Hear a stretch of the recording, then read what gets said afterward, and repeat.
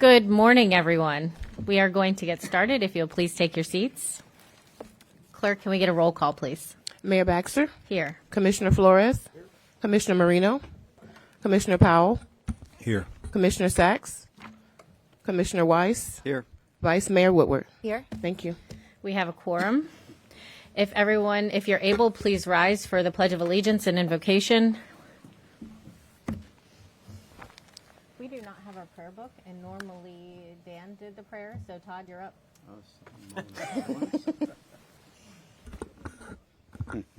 Please bow your heads. We take this moment to thank those who've joined us today. We ask that you protect our leaders, both here locally at our state and our federal level. Give them the strength to make the proper decisions, to be directed by their conscience, so that we might have great outcomes for our community and for our country. In these words we pray. Amen. Amen. Pledge allegiance to the flag of the United States of America and to the republic for which it stands, one nation, under God, indivisible, with liberty and justice.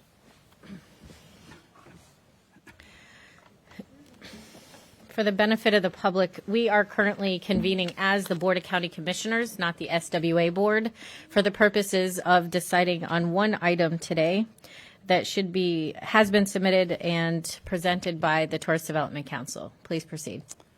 Thank you, Madam Mayor. Todd Von Lehren, Chief Deputy Administrator, and I want to thank the team from TDC. Milton, thank you. George, Emmanuel, I know on this particular item we worked through this week. We made some changes from the direction the board gave us at the last meeting to bring this today. And what we have before you is an agreement with the PGA Tour, Inc., the not-for-profit arm of the PGA, in a multi-year, 3-year agreement for our sponsorship and continued deliverables for the work that we'll be doing with the Cognizant Classic. I wanted to thank the PGA Tour, their team, particularly Todd Fleming, the executive director of the Cognizant Classic, his general counsel, James Park at PGA Tour. We were working, Madam Mayor, probably until about 11 o'clock last night on a few last negotiation pieces. I did want to say for the record, too, and thanks to David Oddie and Liz Herman, there's 2 other provisions that we'll bring back to you at a later date as an addendum on an amendment to the agreement, specifically just regarding availability of future funds and some of our access to some of the audits that we have going forward. Things that we believe we can safely move forward with the contract as we put before you, but we've gotten in writing an agreement to work through those items expeditiously and bring that back at a later date, but nothing that would impact us moving forward with this contract today. So I do want to thank Liz and David for their work, and would appreciate your support and approval of the item before you. Certainly, if you'd like to see any of the presentation, you have that before you in the PowerPoint that TDC has provided that gives you a great overview of the economic impact of this incredible tournament and the coverage that we'll get, not just throughout America, but in over 200 countries around the world. And that type of broadcast for Palm Beach County is priceless and will continue to solidify us as the golf capital of the world. And we're excited about continuing this 20-year-plus partnership with the PGA. Thank you, Madam Mayor. Thank you, Todd. And before I forget, I believe Commissioner Marino wanted to attend remotely. Is she on or available? I'm on, if you can hear me. There she is. We do need to take a vote. I'll entertain a motion to approve her to attend remotely. Second. I have a motion by Commissioner Woodward, a second by Vice Mayor Woodward, a second by Commissioner Weiss. All in favor? Aye. Any opposed? Please see that motion carries 5-0. Thank you. Staff, please proceed with your presentation. Good morning, Mayor, Vice Mayor, Commissioners, Deputy Chief Administrator Emmanuel Perry with the Executive Director of the Tourist Development Council. Just wanted to touch on how important this asset means to this county. So what we have available, it distributes amongst 3 major networks. That's NBC, ESPN, Golf Channel. It'll be featured in over 200 countries in over 33 languages. And it has an earned media value of $140 million since the last time we partnered with the PGA. the room nights and economic development that it brings to our county. It supports 2,900 jobs, generates 13,000 room nights, and has a direct visitor spend of $13 million for a total economic impact of $30 million to our economy. And this is just to wrap up. These are some of the unique zip codes that actually travel outside of Florida to visit our beautiful county. Excuse me, Emmanuel. At the end. Please proceed. And with that, Mayor, Vice Mayor, Commissioners, that concludes the brief presentation. Well, there you go. Commissioner Flores. This question is for our administration. Did we clear up the disclosure? Yes, so we're contracting with PGA Tour Inc., which is a not-for-profit arm of the actual entity. So that underneath the disclosure agreement, we do not have to provide that information under policy. Okay. With that being said, I'd like to make the motion to approve. Second. I have a motion by Commissioner Flores, a second by Vice Mayor Woodward. All in favor? Any opposed? Please see that the motion carries. And 6-0. Thank you, Madam Mayor and Commissioners. We appreciate that, and we're excited about this continued partnership. It's been a great one, and we look forward for many, many years to come. Thank you. I do, because we are convened as the BCC, I want to give my fellow commissioners any opportunity to give comments that they would like. Commissioner Flores, you're recognized. Yes. I would like to request 2 off-site proclamations. One is honoring Anna Lee Leonoran on her quinceañera, and the second one is declaring March 10th as Julie Kime Day. Let's take these one at a time. Do I have a motion? Are you making the motion, Commissioner Flores? Yes.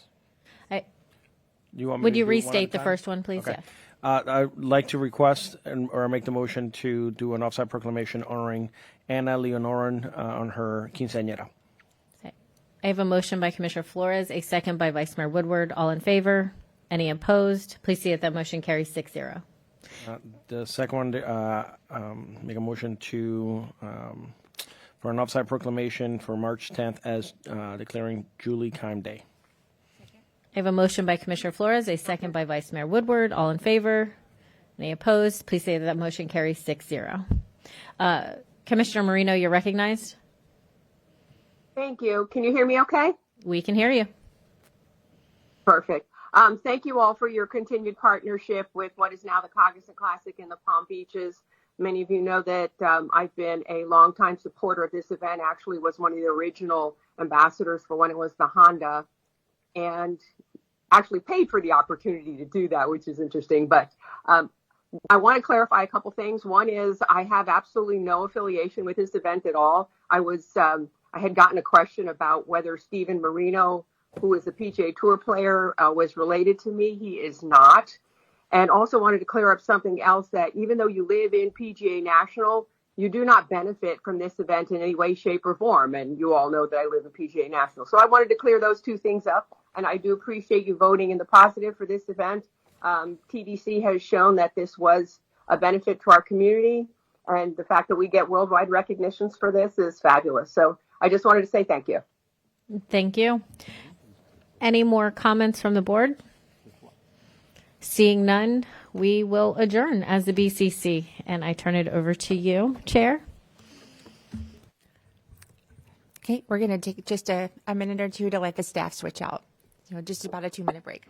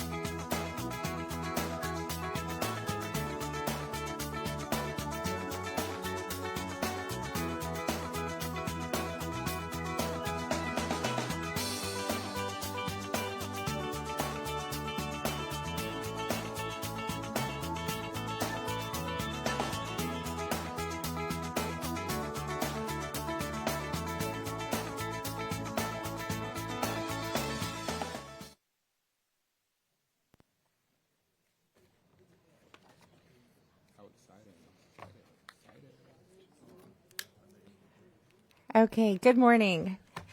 We are now reconvening as the Solid Waste Authority. So if we could have a call to order, please.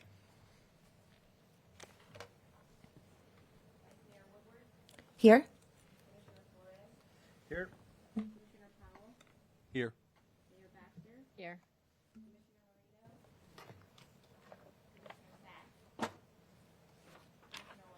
Here. Okay, thank you. We just did the invocation and the Pledge of Allegiance, so we're going to let that carry over into this meeting. We are going to have to do another motion to allow Commissioner Marino to join remotely due to extraordinary circumstances. I have a first by Commissioner Weiss, second by Commissioner Powell. All in favor? See that passes 5-0. Commissioner Marino, you are now joined. Thank you very much. Okay, thank you. So are there any additions, deletions, or substitutions to the agenda? Good morning, Madam Chair and members of the board. Item 91, we have supplemental information that we have included with the package here. So no additions or deletions. Okay, thank you. Could I have a motion to adopt the agenda as presented? First by Mayor Baxter, second by Commissioner Flores. All in favor? Aye. Any opposed? See, that passes 6-0. Now we will move on to board minutes. Do we have a motion to adopt the board minutes from the December 10th, 2025 meeting? So moved. Chair. Exactly. There's a couple. Sorry, Commissioner Powell, you're recognized. Is this working? Can you hear me? A couple things need to be adjusted on the minutes. I know last month we had a couple speakers. Tom DeRita, Sharna, I don't have it in front of me, but Sharna's name and Tom DeRita's name are misspelled in the minutes. They need to be updated to reflect the proper spelling, and those are the only things I saw that needed to be adjusted. Can we make that motion So- with that amendment? Yeah, so would you be making the motion with that amendment? Was there any other corrections Yes. to the minutes from anyone else? Okay, we have a motion to adopt as amended by Commissioner, Powell. this is tricky, yeah, Commissioner Powell, Second. and a second by Vice Mayor Baxter. So all approved? Do we have everyone approve of this? Any opposed? Okay, well, that is 6-0. Now we will move on to the board minutes from the January 30th, 2026 meeting. Any adjustments to that? I apologize, Madam Chair. Those comments should have been for the January meeting, not for the December meeting, or the earlier January meeting. The corrections to the The corrections minutes? should be, I know the page is 3B. It's Tom DeRita. It's misspelled, so is Sharna Barnes. It's Sharna. And then I noticed, I think there's some bold places and other names are not bold. So just a few adjustments that need to be made in that particular area. Do we need to amend the motion from the previous We do. agenda item then? I'll make a motion to amend the motion from the previous item to forward that into this particular set of minutes. Okay, is that sufficient for? Yes, it is. Okay, so that is the amended motion, second by Commissioner Weiss. All in favor? Aye. Any opposed? See that carries 6-0. So that will take us on to the board minutes for the CAC. Any corrections on those minutes? Could I have a motion to approve? Second. Commissioner Flores first, and Mayor Baxter second. All in favor? Aye. Any opposed? You see that passes 6-0. Now we will move on to the consent agenda. Does any member like to pull an item from our consent agenda? Okay, we have 2 cards on the consent. So if nothing is being removed, we'll take those cards now. I have Alexandria Larson and Sharon Waite.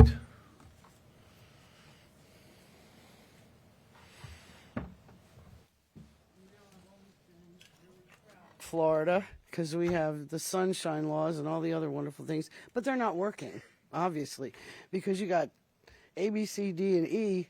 There was no quorum for the Citizens Advisory Committee. I mean, there's a failure somewhere here. And then I went to the agenda, which I found out from the young ladies here. They were very kind to tell me that you had canceled an agenda and then redid an agenda because there was no backup for this online. You couldn't, I would have had to come down here and read the book or something because I wasn't aware it was canceled. I mean, we need to be informed. It should be in black and white online. We canceled a meeting and we don't have backup because we should have the backup to this stuff. I know it's pages and pages, but I do read the backup to find out about it because there was one item on there. You canceled the meeting and that item was taken off. I was telling people there's a second item and it wasn't there because when I went last night, no backup, nothing for this meeting. Not one page. All that was on there were these 2 pages.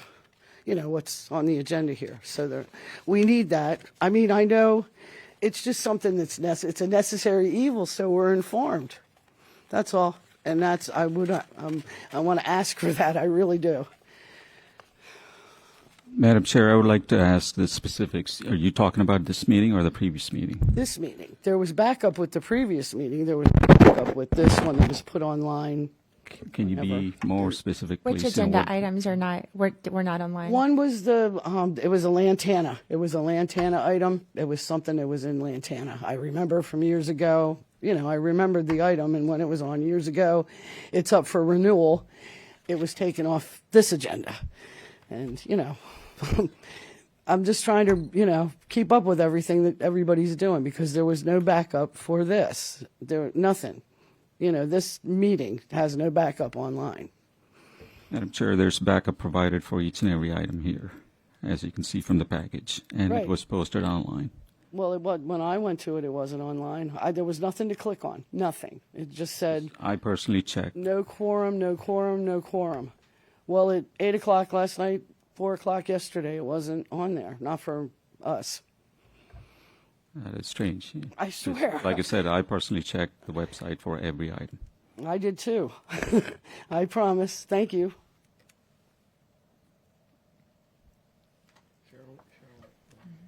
Sharon Waite. I can concur with that because we live in totally opposite directions. I went looking and I called her. I said, where is all the backup? I couldn't find it either. So here I am talking about 5E, 6E. Well, I'm blending 6 and 5E. So I'm kind of in the dark here because I couldn't find anything to educate myself about what's on 5E. You want staff to pull it up on the screen? I don't know why FPL needs an easement. I don't Madam know Chair. anything about what's going on here. Could you just hold on one second? Could you pause your time? Madam Chair, would you mind if staff pulled it up on the website and show where the backup is? Yeah, please. That would be helpful. Thank you. Can you put it up on? We paused your time. You'll still have your time. So Jess here tells me, they have to clear the cache from their computer, so if that's there from a previous meeting, and it's probably looking at that. So staff will pull it up, it's there. Well, I hadn't ever visited that site before, so I didn't have to really clear anything. It was all virgin territory for me.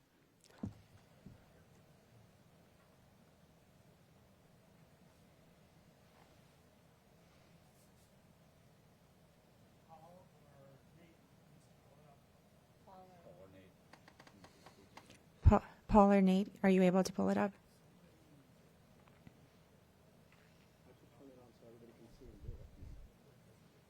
Yeah, and if you would show the screen where you need to scroll down, where you should click to find the backup.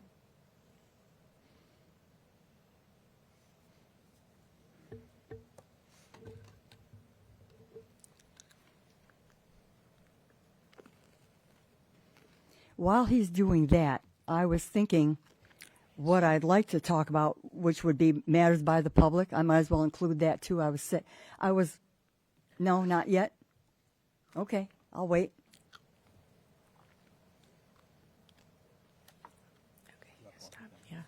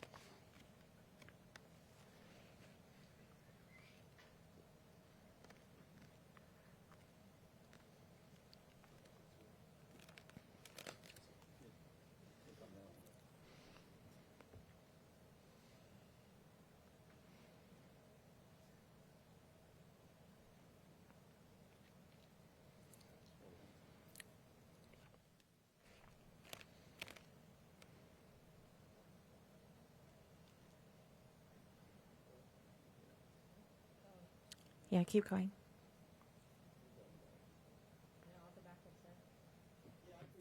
All right. Okay, it may have been my computer because it kept sending me back to the home page. That's what it kept doing, and I couldn't get this to come up. Anyway, now that I kind of feel in the dark, what I was going to talk about by matters by the public, I might as well just talk about that. No, this is only on consent right now. Only consent. Your Okay. card will come back up for matters by the public. All right, then I'll take that. I'll wait and come back. All right, thank you.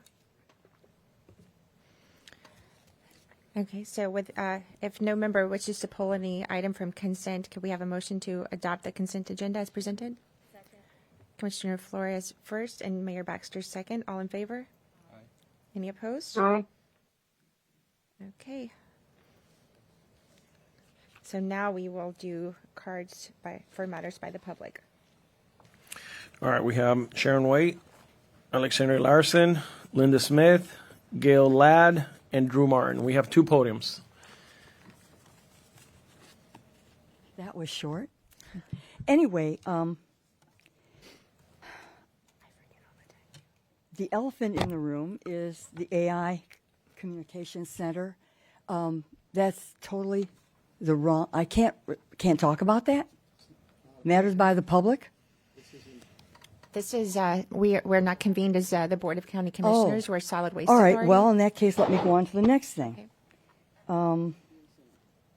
The incinerator. That's us. Yeah, I had almost forgotten about that. The incinerator. Why are we going into debt? So we haven't paid off the last debt. Why are we doing this now? I don't understand that. The last bond for the old one isn't paid yet. Why are we going to have this on our shoulders? Does anybody have an answer?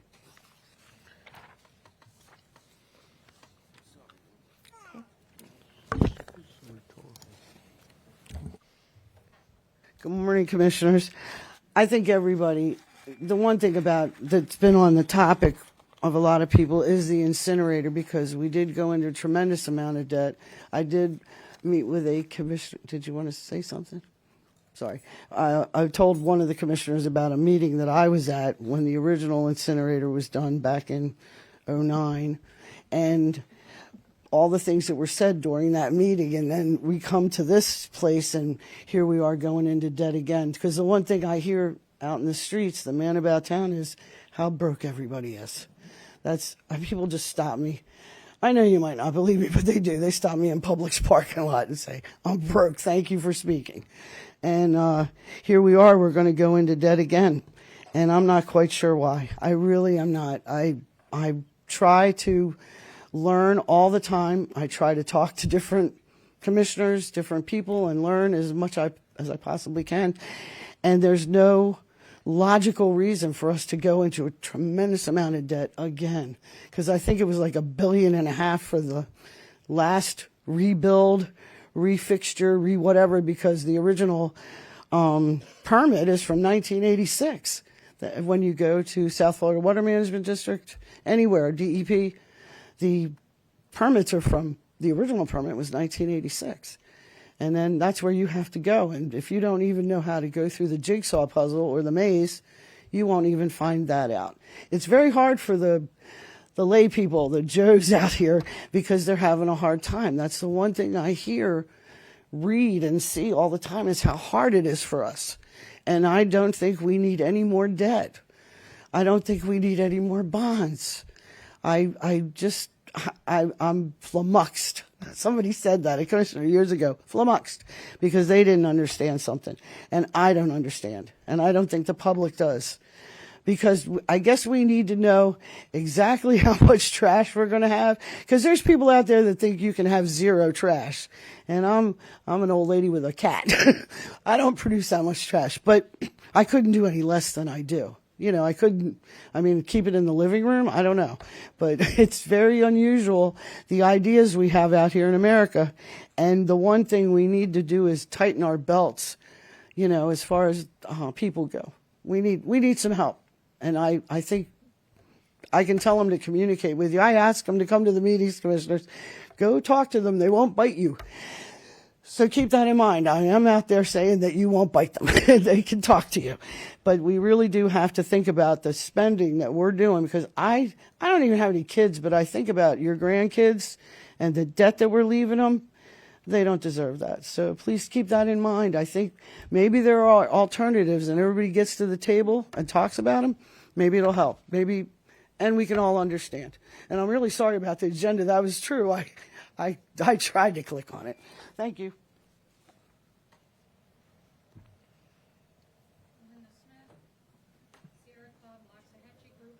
Punch a little button,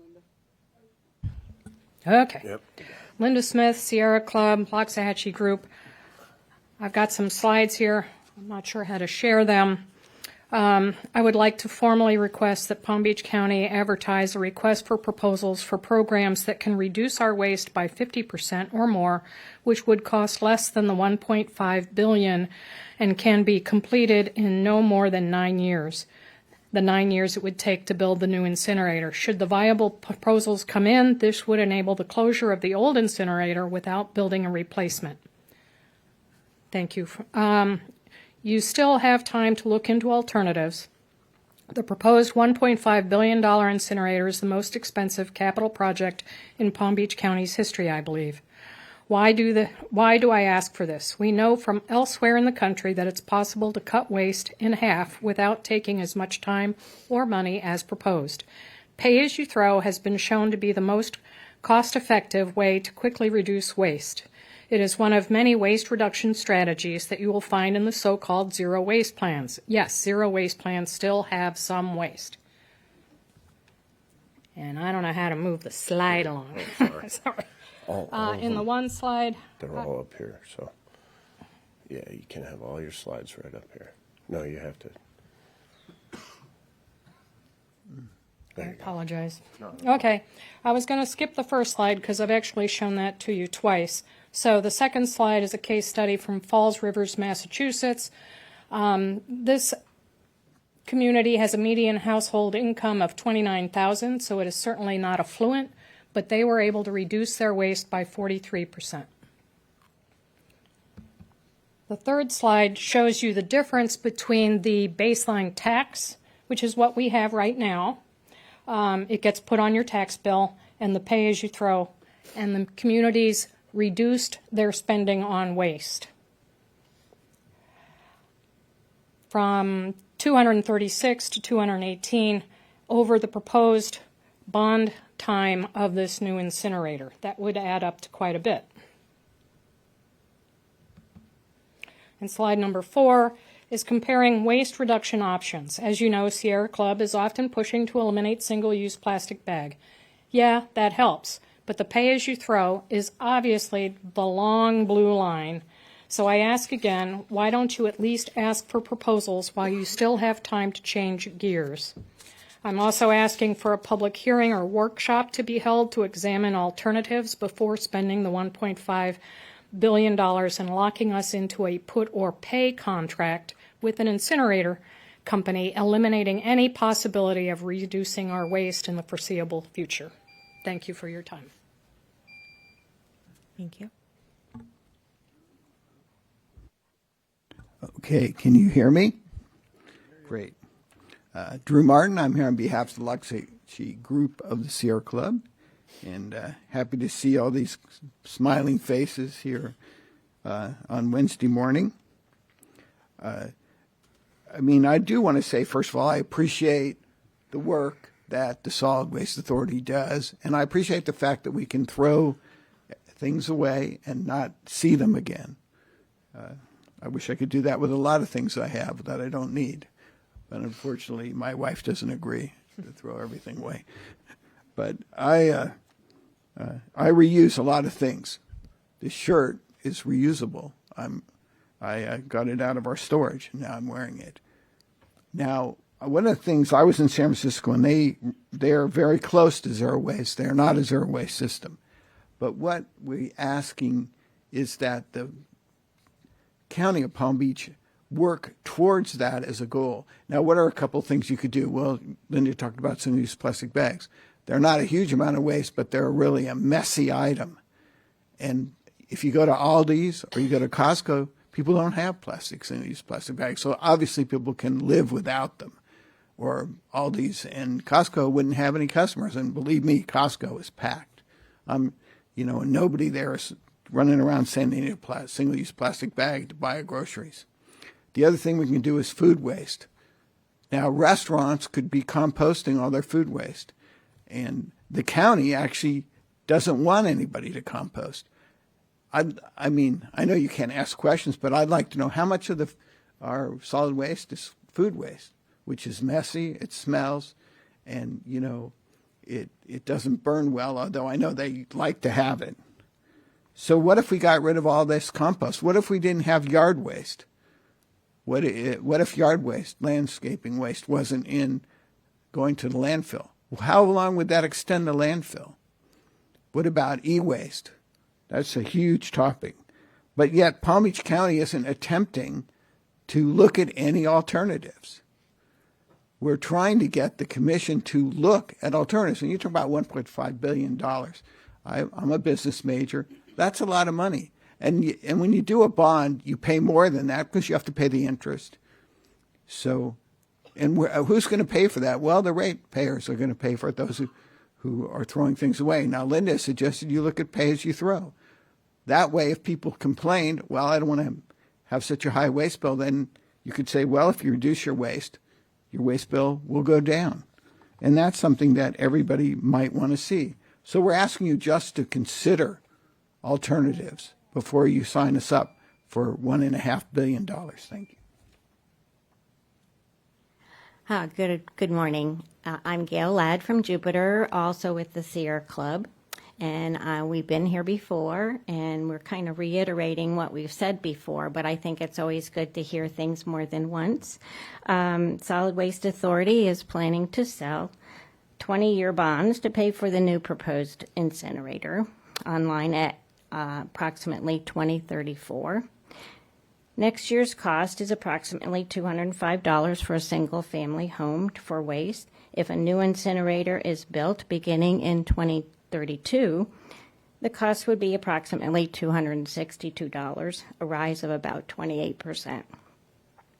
That figure would rise to approximately $324 in 2046. Now that sounds like a long time from now, but we all know how time just flies when we're having so much fun.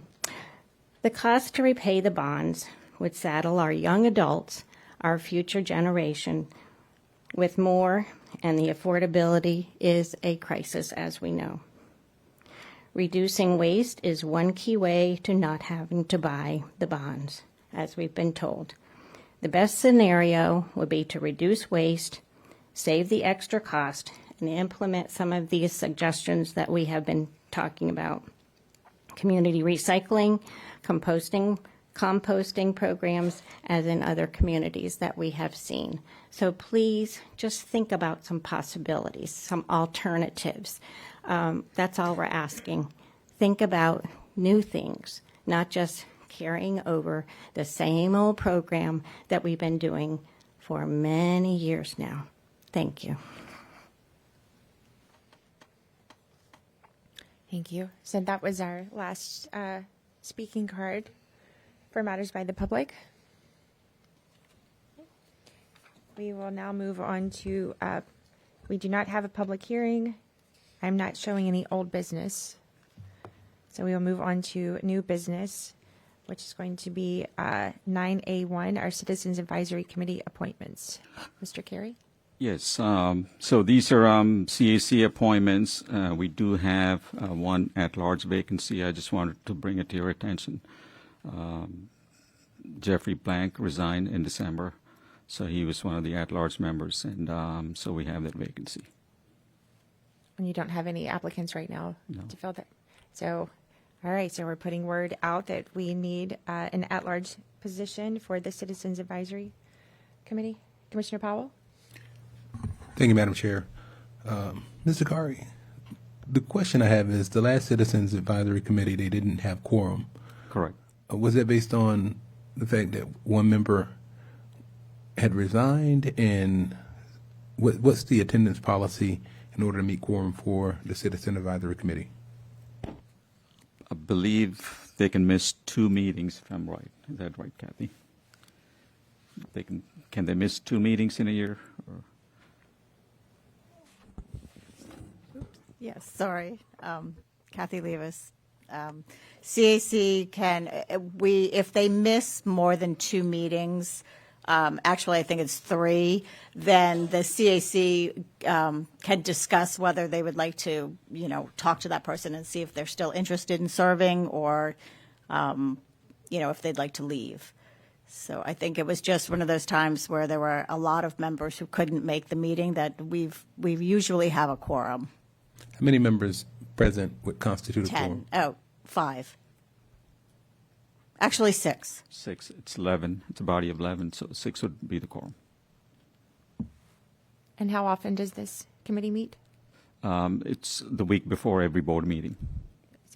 9 a year, I think. Is it 10? No, I mean, it's Or 9? probably, it's 6, most of the time it's 5, because typically, we cancel the December meeting, so it's 5 times a year. Okay. Does that Thank answer you. your questions, Commissioner Powell? It does. Okay. So we are in search of an at-large member. Okay? We don't need to take a vote on this because we don't have an appointment. Is that correct? No, you're reappointing. You need a motion and a vote on this. You're reappointing for the next year. Oh, okay. Correct. Second. All right. So Commissioner Flores was our first and Commissioner Weiss second. All in favor? Any opposed? See that is 6-0. Madam Chair. Yes, Commissioner Powell? Sorry. Do we need to, it's in our backup, but do we need to state each member who our appointment is, or just for the people at home, or do we need to just bypass that? I mean, we could, if you would like to, we could make that in public. Well, I know I'm reappointing Robbie Littles, who is my appointment. I mean, would you like the names read into the record? If that's okay, it'd be great. Okay, I can do that. Are you? Yeah. So District 1, it's Justin Bosnoyan. District 2, Donald Foster. District 3, Maria Guzman. District 4, Josie Makovic. District 5, Lori Vinacore. District 6, Patty Farrell. District 7 is Robbie Littles. And at large, we have Dee Sabers, John Gentithis, and Dr. Myron Uman. And there's one at large open. Okay, thank you very much.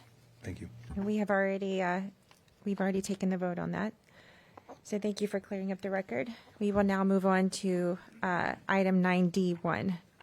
This is the solid waste and recycling collection services. So Mr. Carey? Yes, so item 9D1 is the hauler contract. We've been working on this thing for a few months now, since May last year. And as the board knows, there are 4 service areas that were advertised as invitation to bid. That's 26-401. And one service area 5. It was an RFP, SP set aside. And so the board heard the bid protest for service areas 1 through 4 on January 30th. And you directed staff to open the bids on 2nd of February, which we did. And the bids were tabulated, and the protest period ended this past Monday. And so the package you have consolidates everything and summarizes all the bid results. And we have a procedure to award each service area based on a delta. And Paul Gonzalez, our Director of Customer Service, is here to present each service area. And then if there are any questions, please stop us. So we'll take one service area at a time. And the board has to decide on what level of service is appropriate for that service area, whether it's a 6 cubic yard vegetation or 12. And each area stands on its own, and you can decide what is the level of service you would desire for that. Sorry, so we're going to start with Zone 1? Paul has a presentation. Okay. Yes. Good morning, Madam Chair, Madam Mayor, and Commissioners. So staff is here today, as Romana said, that we're here today to recommend awarding the solid waste and recycling franchise collection agreements for service areas 1 through 4 pursuant to the ITB-401. We're also seeking board decision on the solid waste and recycling franchise collection services for Service Area 4 pursuant to the request for proposal 26-201. We're asking the board to adopt the resolution 2026-001 ratifying and confirming the solid waste and recycling collection and franchise awards.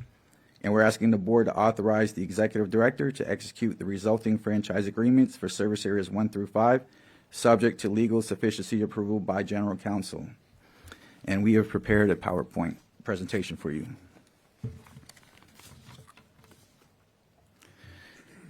As Romana stated, at the board's direction, the invitation to bid was advertised in October of last year for service areas 1 through 4 following our board meeting. 6 bids were received. Waste Pro was found to be non-responsive by the pre-qual committee at that time. On January 30th, the board heard Waste Pro's protests and waiver requests, and the SWA board denied Waste Pro's SPE waiver request. Following that meeting, the bids were open and results were posted on February 2nd, 2026. 2 responses were received for the RFP for Service Area 5. Both proposers were qualified. Today, we're asking the SWA board to choose the level of service for vegetation collection and approve awards for each service area. If the board chooses the 12 cubic yard option for any of the service areas, then the Vegetation Ordinance 2019-022 will need to be amended to allow the higher limit. We can do that at a later board meeting before the commencement of the contract. As you know, our current collection contracts expire September 30th of this year. We are not permitted any extensions. We are bound by our special act. They are only 7-year contracts. The board approved the new service area boundaries by blending portions of existing service areas. This was to achieve a favorable rate.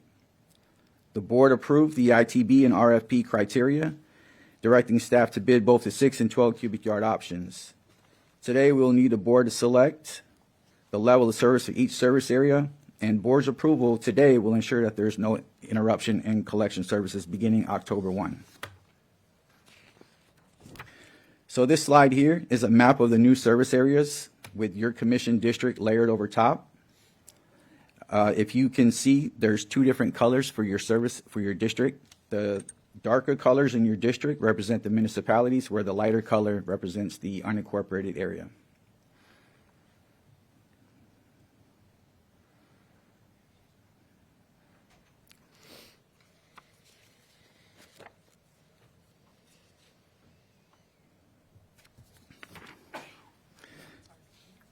This slide illustrates the distribution of units within each new service area by commission district. It's just to give you a unit count for each of the new service areas and how they fall within your commission districts. The ITB criteria for award, we must tabulate all bids received for all service areas. We had to calculate the delta, which Ramon explained, is basically just the difference between the lowest bid price and the second lowest bid price for each service area. We must award the service area with the highest delta first. This award method ensures that the lowest cost to the residents is achieved. And then we must repeat the process in a descending order for the delta. There's a maximum of 2 service awards that are available for any one bidder. Bidders can self-limit to 1 service area at the time of bid. We had 1 proposer who did so, the Good Company, self-limited. After calculating the delta in the bid prices, staff recommends the order award as follows. For Service Area 3, they had the largest delta of $4.5 million. So we would recommend this service area get awarded first.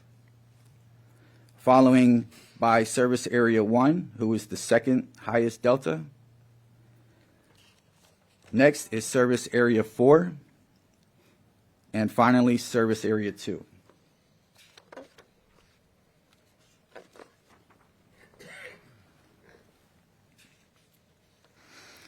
So following the recommended award order, we recommend Service Area 3 with the largest delta be awarded first.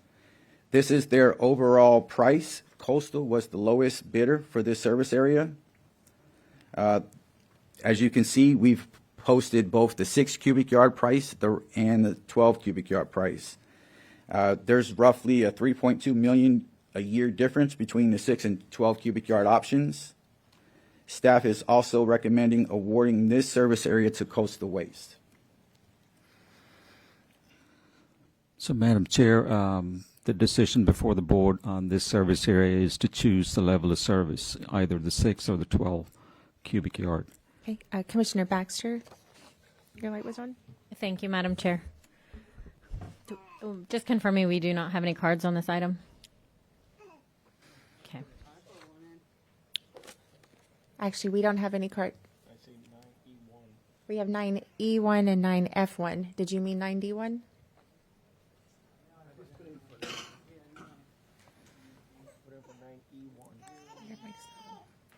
You put in for 9E1. So which is the next item? 9E1. So, Hold on, do we want to? Did you mean to speak on these items? No? Okay. You want to speak on this one, Drew? It's The next one? Is it Okay. on 9E1? Okay. So then we do not have cards.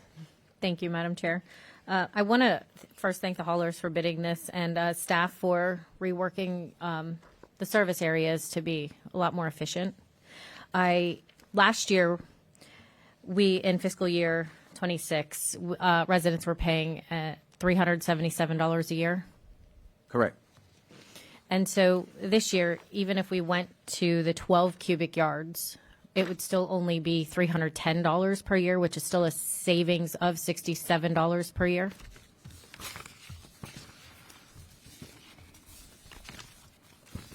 Yeah, that is correct. Yes, that is correct. Thank you. One of the things that I've heard a lot from residents about are the amount of vegetation, because especially in Service Area 3, all the way from the Glades area to even Commissioner Sachs's district, you can see when you pull up that map, the acreage, Loxahatchee, all these areas have large lots. So for vegetation purposes, 6 cubic yards has been a complaint by the residents for quite a while. So I would appreciate my board's support in going to the 12 cubic yards, at least just for the Service Area 3. So I will make the motion to approve that and to award it to, I believe it was Coastal, you said? Right, Coastal. Just quick question. That's Service Area 3. Are we meant to vote on each service area independent? Yes. So you want to just go ahead and do Service Area 3 first? Yeah, that's what I'm. Okay. So that's going to be with the 12 cubic yards and to the recommended To the hauler? recommended hauler.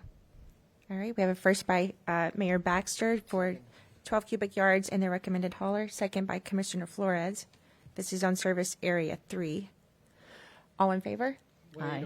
Oh, Aye. Oh, I'm so sorry. Hold on. There's more lights. I apologize. Commissioner Baxter, are you finished with your comments then? Yes. Okay. So then we'll go to Commissioner Powell. You're next. Thank you, Madam Chair. I was just confirming that even if it's on the first hauler, which is Coastal, but even if they were to go to the second highest bidder, it still is only $3 million, a little more than $3 million adjustment between 6 and 12. And to reiterate the point that Mayor Baxter indicated, $310 is less than what they're currently paying. So I don't see a problem with it, so I'd be in support, but we already voted, so. No, we didn't vote. We only have the motions on the floor. Okay. Commissioner Weiss, and if Commissioner Marino's trying to speak, the laptop went blank, so I can't see her. So if we could maybe have someone just, there's a password on here. It went blank on me. I apologize. But Commissioner Weiss, go ahead. Thank you, Madam Chair. First off, there are there's 16,000 homes within District 2 that are part of now Service Area 3. They're primarily within HOAs. They have zero yard waste. So for those folks that have to subsidize, I don't think it doesn't make sense to me. they're going to see an increase, I believe, of about, 30% of just their pickup because they were put into service area 3. And so to add on top of that additional charges for yard waste that they don't produce doesn't seem fair. And so I'm going to make a substitute motion that they stay at 6 cubic yards. Okay, we have a substitute motion on the floor. Commissioner Marino, you're recognized. No, I didn't have my hand up. Oh, I'm sorry. I thought that you spoke up. I apologize. All No right. worries. I think we need a second. So, and then we have Commissioner Baxter. Your line's on. Hold on, do we have a second? We don't have a second. Just the motion. I was just going to clarify, the service area 3 is not mostly HOAs. We have over 17,000 homes in the acreage in Loxahatchee. We have a lot of, and even Belle Glade does not have any, or Pahokee or any of those areas are not HOA-driven communities. There are a small section, but for the majority of the residents in service area A, there is an excessive need for vegetation removal. Could I ask for clarification on when we redrew the maps from in service area 3? Do we have an overlap of the change that we made with that one? Yeah, let me bring up a visual for you real quick. So the current service area 3 is a combination of the old service area 3 and service area 2 west, which was the Loxahatchee and Glades area. So service area 3, I don't know if you can see my cursor on here, would make this portion here and down was the old service area 3. This is the South County portion that we blended with the Loxahatchee portion of 2, as well as the Glades. Okay, Commissioner White, your light was back on. Yeah, thank you. Vice, I also sorry. I should point out, District 5 has 45,000 single-family homes in service area 3. These are a lot of homes that are going to be subsidizing those people with very large yards, and I think it's unfair that they have to shoulder that burden in addition to 12 cubic yards of yard waste when they don't produce it. If you have a chart, I have it as slide 5 that shows the breakdown of service areas by commission district. That shows, to Commissioner Weiss's point, we have Commissioner District 2, yes, this one, 16,000 homes. District 1 and 2, minimal. District 3 is none. District 6 is this 20,000. District 7, 1,000. So this is over multiple districts. Yeah, this is by far our largest service area. It does expand across, I believe, all except one of your service areas. As you saw, you have the breakdown. So yes, this would be, this is the blended area, and we're gonna, like you said, like Commissioner Baxter said, or Mayor Baxter said, her western community, there is a larger need for the vegetation service, but then you got the South County, where the need is not as much as the western communities. So that's why we're here today, to see where you guys want to land on this service area. Madam Chair, if I may, there are a couple of things that are different in this ITB. One of the things is the first 6 cubic yards would be picked up at no additional cost. Right now, if it's a non-conforming pile, then you have the first 6 yards, they have to pay for it. Let's say if it's a 10 cubic yard, they have to pay for the entire thing. In this ITB, it was done differently. The first 6 is at no additional cost to the resident. And also the estimate, anything above the 6 cubic yard, it's $10 per cubic yard. So if there's a bigger pile, they can take advantage of that pre-negotiated rate.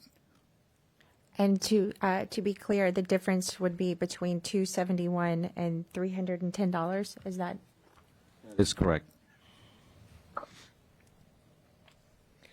I am hesitant on the 12 cubic yards myself. I mean, it's not my district, but it does seem like a large number. One of the district commissioners isn't here, but that is what it is. So as of right now, oh, we still have another light. I'm sorry, Commissioner Powell. Thank you, Madam Chair. Executive Director, how many, I guess the adjustment between the way the districts were previously drawn, the service areas were previously drawn, and the way they're drawn now, those that were in a previous service area, what would be their adjusted cost? Is that, and I'm talking about the ones that Commissioner Weiss indicated were previously in district or service area 5 that are now in. Yeah, so they were part of the old 3. So if you go to slide 16, that kind of summarizes the old rates and the new rates. So you can see what the difference would be. So if you look at service area 3, the 4th line up top for the 6 cubic yard option, the old service area is 3, the new service area is also 3. The old rates used to be $208 per year, and the new rate would be $271. But if it is the 12 cubic yard option, then that becomes $310. So the increase it would not be 63; it'll be $102 increase for South County. That's a lot of money. Thank you. How many homes is that? Do you know? It's 45,000 in that district. Yeah, the commission district 5, all 45,000 in that area. Thank you. Are you finished? Thank you, Madam Chair. Okay, well, there's no further lights on. We have the motion on the floor was Commissioner Baxter's motion. So at this point, we would take a roll call vote. Yep. Yes. So can you remind us of what the motion on the floor is, please? Apologies, I did not understand the motion correctly. I believe it I'll was the repeat 12. The motion was to approve 12 cubic yard option for service area 3. With the recommended hauler And of coastal. recommended hauler is coastal. Okay. Vice Mayor Woodward, No. Commissioner Flores, Commissioner Powell, Yes. Mayor Baxter, Yes. Commissioner Marino. Did you hear us? Did you hear me? No. I didn't hear you. No. We heard you. Commissioner Sachs, Commissioner Weiss. No. We have 3-3. It's So even. we have 3-3.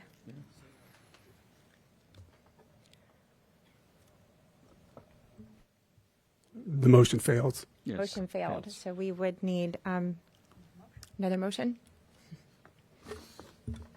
I'll move to do it with the 6 cubic yards. I would like to make a substitute motion that we re-entertain this because it is most of Commissioner Sachs's district for when she's here. She is supposed to be here today. She's running late, so we could just. So could bring we this move back. this to the end of the agenda? Yes. All right, That's so my we could- motion. Well, we didn't have an order specific on so we can just table it for now. Did Yeah, we we have can table it. did we have a second on the first motion? No.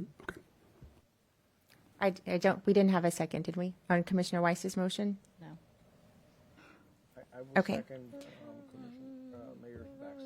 We'll just So we to can table can put this thing on hold, the ITB, for because today, until Commissioner Sachs later is today, coming. so we instead, we can award area 5 first.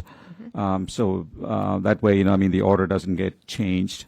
So because it's area 3 first, Yes. and then area 1, and then area 4 and area 2. So. So which area are we doing now? So we go to service area 5, so that way, we can take care of the RFP portion, SB set aside. So Paul, if you can present that. Can I we have a motion. interject real quick? Okay. I actually would like to make a motion to approve Coastal Waste for Service Area 3, with the second part of this, the 6 or the 12 cubic yards, to be revisited when Commissioner Sachs is here. Second. Okay, so we have a first and a second to award the hauler and the cubic yards to be determined later today. So that's the motion on the floor. And I second it. We also have lights. Commissioner Powell, you have your light on? Nope, you're off. Baxter, your light's on also? Are you? Okay, so that's the first and the second. Do we need a roll call? Or just all in favor? Aye. Any opposed? Okay, see that motion carries. The contract is awarded to Coastal, and we will be bringing back the cubic yards. So now we will move on to Service Area 5, the RFP. Yeah. Okay. So for Service Area 5, the RFP, Good Company was recommended the highest by the pre-qual committee, and we, as you can see, their price here for the 6 cubic yard option and the 12 cubic yard option. The difference between the 6 and 12 is roughly $221,000 a year. Staff recommends awarding Service Area 5 to the Good Companies. However, as this procurement was conducted through an RFP process, the board has the discretion in how it elects to award this service area. Your award options are Good was ranked the highest proposer by the pre-qual committee. The board has the discretion to award Service Area 5 to Good at the proposed pricing. You can seek a best and final offer or direct staff to negotiate with Good to bring the results for board approval in April 2026, or any other alternative that the board deems appropriate. So with that, I'll open this up for discussion. Okay, Mr. Carey, your lights. Yes, for this service area, Mr. Good is here. If the board desires to have a best and final offer from them, he's available to present his numbers. So if the board likes the number, you can award it today, or direct staff to negotiate and bring the results back at the April meeting. Would the board like to hear the best and final offer? Or, hold on, I have a few more lights on. Commissioner Flores, you were next. Yeah, this is one of the most expensive areas, and it's one of the more denser areas. I could not understand why it's so expensive compared to some of the other bids that we received. So I would like either us to go back and renegotiate, or, and I don't know what the board feels, but maybe get their best offer right now. I mean, one of the two, but I thought that this service area was a little high compared to, it's one of the more denser areas, but yet it was a bit high. Is that a motion? No motion. I want to hear what the rest of the board would like. But you would like a better number. I would like a better number. Okay, Commissioner Weiss, you were next. Thank you, Madam Chair. I suggest that the staff go and negotiate. I don't think this is something that should be done live. Okay, thank you. Commissioner Powell? Thank you, Madam Chair. I don't have a problem with the number, and being the fact that Mr. Good is here, if they would like to do a presentation, I'm not sure if you all would be interested in a bid number now. I see $1.50 almost, not even $1.50. The bid for Service Area 2 is 22.7, and the bid for Service Area 5 is 23.45. I would like to hear from the Good Company if possible, but I don't have a real challenge to the number. Madam Chair, if I may, one thing I just want everyone to keep in mind is the time constraint. So if we were to go back and renegotiate, if you wanted staff to renegotiate with Good Company, we wouldn't be able to bring it back to you until April. Should you choose to move forward with the Good Company, you've lessened their time to mobilize and be prepared to service beginning October 1. I'm not sure what their situation is, whether they have the equipment in place, but we typically like to give the haulers from this board meeting until October 1 a chance to get all of their equipment yard, secure financing, everything to be ready to go by October 1. So I just want to keep that in mind as you make your decision. Are they not the current hauler for this area? They are the current hauler for 5. Okay. Commissioner Flores, you were next. So when I look across the board for the fees, service area 5 becomes $320, which is the most expensive. When I've heard time and time again, I heard that service area 3 is the hardest because it's it's spread out. But yeah, they're even cheaper than service area 5. So to me, there is a discrepancy here. It might be because of lack of competition. So I would be in favor of going back and negotiating so we don't have to do it here in public. And perhaps this could be brought back to a BCC meeting where we can reconvene for 15 minutes and hash this out. So that's my motion. So we have a motion on the floor for staff to go back and renegotiate. And be brought back to a BCC meeting so that we don't wait until April. Second. Okay, and we have a second by Commissioner Weiss.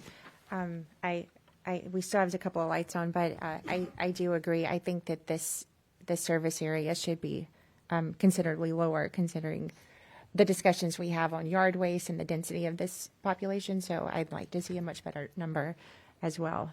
Commissioner Powell, you're recognized. Thank you, Madam Chair. Compared to what's there now, what is the highest service area that's being served now? Is this also currently the highest bidded service area or the highest costing service area? No, currently service area 2 is the highest.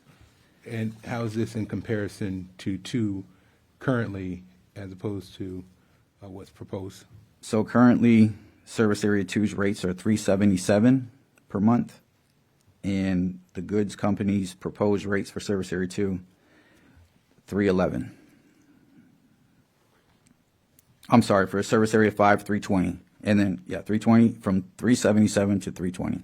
And that's the old service area. That's the old service area. Which is now rates. service area 3. And that's in essence, Madam Chair, why I indicated that, of course, the good company is here to be able to hear from them because they bid as well as Taylor and I think it was Taylor and Gamble on this same particular area. And the numbers were similar between Taylor and Gamble and the good companies. So, with them being here, I'd like to hear from them, as Mr. Gonsalves indicated. And I don't specialize in waste, so I don't know how they got the numbers, but because they are here, I would like to hear from them in terms of the challenges. It's not as if the other company that bid had numbers that were completely different. That's the challenge that I have. It's Taylor and Gamble's numbers were slightly higher than the good companies. Exactly. So they're the lower bidder between Taylor and Gamble and the good companies, but the numbers were close in terms of what service area 5, that the numbers that Taylor and Gamble had, and the numbers that good companies had. Taylor and Gamble for 12 cubic yards had 333. Good had 320 for 6. 320 for 6, 333 for 12, and then there was 149, and I'm sorry, I'm looking at the wrong thing. Am I? For Taylor and Gamble and the good companies. Are you looking for the service-specific price per, like, garbage, recycle? Yes. I see good in Taylor and Gamble, and then the collection rate starting 10/1/26. I don't see. I think I'm looking for Gamble's 12 cubic yard and Goods 6 cubic yards on that sheet. I see the different circle as 13. Yes. So the good company for solid waste curbside came in at 13, with $3.45 for vegetation, $7 for curbside recycling, for a total of $23.45 monthly. Taylor and Gamble for the 6-yard option came in at $13.89 for solid waste, $5.44 for veg, and $6.23 for recycling curbside, for a total of $25.56 per month. This is for the 6 cubic yard option. These numbers are on page 6 of 33 of the supplemental information. It's in the tabulation. Thank you. Does anyone have any, is that okay if they present, or does anyone have Is concern with that? there a problem with the board hearing these numbers? It doesn't mean that we're negotiating. Oh, yeah, we do have a motion on the floor to just renegotiate without hearing the numbers. That's the motion on the floor. I'd like to make a substitute motion. Okay. We have a substitute motion to hear today the numbers from the good company. Do I have a second? If I may. If we're going to allow the good company to address us, then we have to allow the other group. And I believe is there true or false that each other is a sub for the other? They're a prime and sub on each other's team. Okay. So they were the only two bidders, and since this is an RFP, it's the highest ranked firm. So they scored high because of two things. One is the experience. They have experience in Palm Beach County and outside Palm Beach County, and they're also the lower priced firm here, and they're servicing the same service area right now. So because of that, I believe they got a perfect score, 100 points. Okay, well, the motion, without a second, the motion fails. Commissioner Weiss, your light is on. That was just to say we had a motion on the floor. Okay.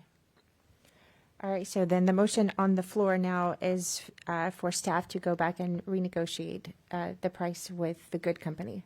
Madam Chair, would you elect to select the level of service, or do you want them to renegotiate both the 6 and 12? So Commissioner Flores, you're renegotiate the whole thing or just 6? With 6 and 12? I would say for right now, the whole thing, and then we can make that decision when the numbers come back. Understood. Okay, so then the motion is to renegotiate with both the 6 and 12 cubic yard options. So all in favor? Aye. Any opposed? Aye. So we have 5-1 with Commissioner Powell. Madam Chair, I've had my light on. Do you mind? Oh, I'm sorry. I did not see your light. Yes, go ahead. My question is for Commissioner Powell. You had made a motion. You wanted to hear them today. I wanted to, I guess, get some insight to what it is you were looking for. Was there information that you think would be pertinent to them prior to renegotiating? Thank you for that, Madam Mayor. The idea and the question came about as to why they were higher and what the more dense area was, being that they are here and they were the lowest bidder on the contract. Having the opportunity to hear from them to maybe describe some of the challenges or why their cost came at the way it would be was something that I would be interested in hearing.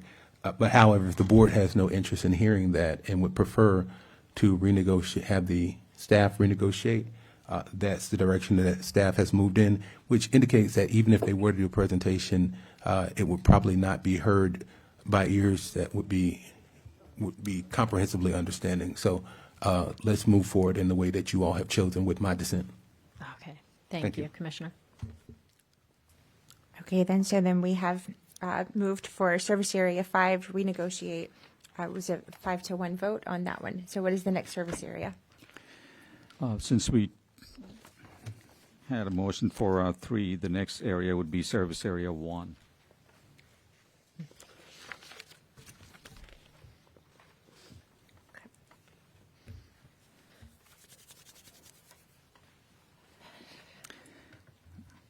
So Service Area 1, as you can see, Coastal was also the low bidder for this service area.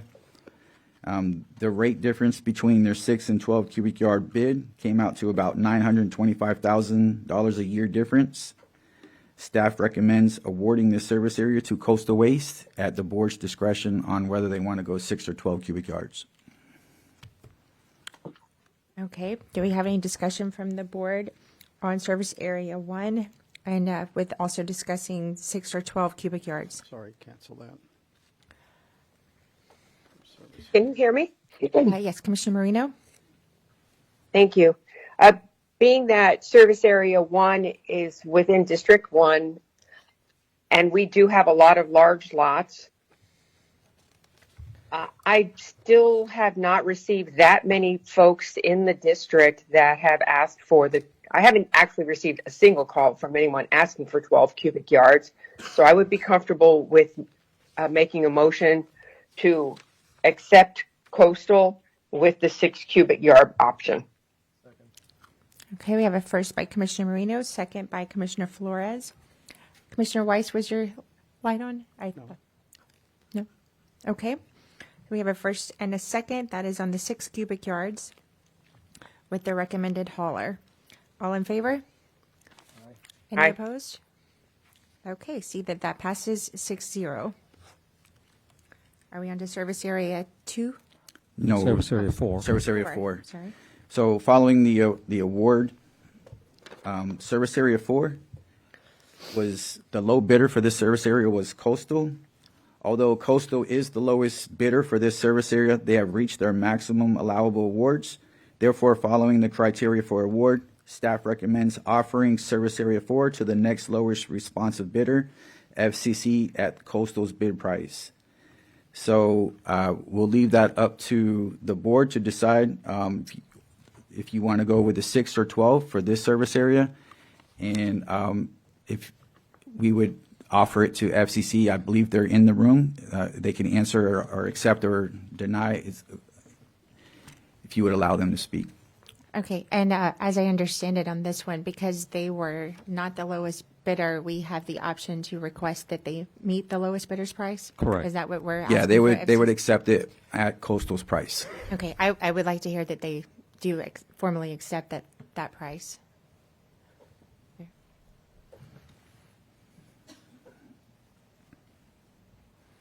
Good morning. Joseph Sandora, FCC. Good to see you all again. We do accept Coastal's price. Okay, thank you very much. So Commissioner Flores, your light is on. Chair, I was just going to basically refer to you to see what you had to say. If you want me to become the chair momentarily so you can make the motion, or... I would pass the gavel to you so I All can right. make the motion. Thank you. Yeah, I would like to make the motion to accept FCC with the price as just negotiated and with 6 cubic yards. Second. So I have a motion by Chair Woodward, second by Commissioner Weiss. Are there any other comments or questions? Seeing none, all in favor? Aye. All Aye. opposed? All right, that motion carries 6-0. Hand over back to Chair Woodward. Thank you very much, Vice Chair. Well done. Now we move on to our next service area. Yes, service area 2. This was the difference between the low bidder, who is Good Companies for service area 2. Their 6 and 12 rate was roughly $334,000 a year difference. Staff recommends awarding service area 2 to the Good Company, and then your discretion on the level of service. Okay, service area 2. Do we have any discussion on the level of service? This is mostly Commissioner Flores and Commissioner Powell's district, it looks like. Commissioner Weiss. Service area 2 is not my district, right? I'm sorry. These colors aren't great. Any comments on this, Commissioner Flores? So in this one, I thought it was a little high too. Since we talk about density, this to me is a very dense area. I was a little surprised that it might be one of the most expensive, but when you compare, it's one of the lowest. So, I guess I will have to live with this. I guess I will make the motion to approve the Good Company at 6 cubic yards. Second. Okay, we have a motion by Commissioner, Vice Chair Flores, and Commissioner Baxter is the second. All those in favor? Aye. Aye. Any opposed? Okay, seated. That passes 6-0. Okay. Service area. We're going to come back to service area. Was it Service 3? area 3 for level of service. Okay, so can we continue with our agenda and then come back And to come that back. We can once do that, Commissioner yeah. Sachs gets here? Okay. So then that takes care of item 9D1. Now we can take on 9E1.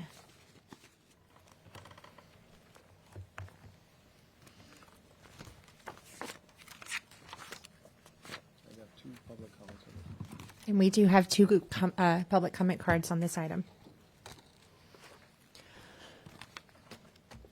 So 9E1 is the lease for the 5-acre parcel at Cross State. And before we go to this item, I would like to introduce you to our new chief engineer, Nate Mayer. He's been with the authority for 12 plus years and brings 18 years of experience in the industry. And he's a licensed engineer with a bachelor's and master's degree in engineering. So Nate has a presentation. Good morning, Nate Mayer. This item is for RFP 26202 for the lease of a 5.249 acre parcel at the former Cross State Landfill on Pike Road. This is the entire property. The property is currently leased to Palm Beach County Fire Rescue Training and also Road and Bridge. The large parcel in the middle is leased to DS Eakins for construction and demolition debris recycling. And then the authority also uses a piece of this property for disaster debris management. And so the remaining parcel is this 5.249 acre parcel on the southwest corner. So back in August of 2025, the board reviewed the RFP 26202. It was issued in September of 2025. In October of 2025, the appraisal was revised from $400,000 to $300,000 per year because during the process we discovered that there was a 100-foot piece of the property has an easement to Lake Worth Drainage District and is not usable. So the leased area was reduced from 5.249 acres to 3.85 acres. And in December of 2025, we received 4 proposals. So the first proposal that we received, it was from Coastal Waste and Recycling. Their proposed use was for yard trash processing. They also proposed an enclosed equine residual waste transfer facility and the possibility for a future biochar production. Their lease amount was $300,000 per year, and they proposed a term of 20 years with 2 5-year extensions. The second proposal was from DS Eakins Construction Corporation to continue and expand the C&D recycling operation next door to this property. They proposed $75,000 per year with a 20-year term and 2 5-year extensions. The third was from High Point Agrobedding US for an equine residual waste processing facility.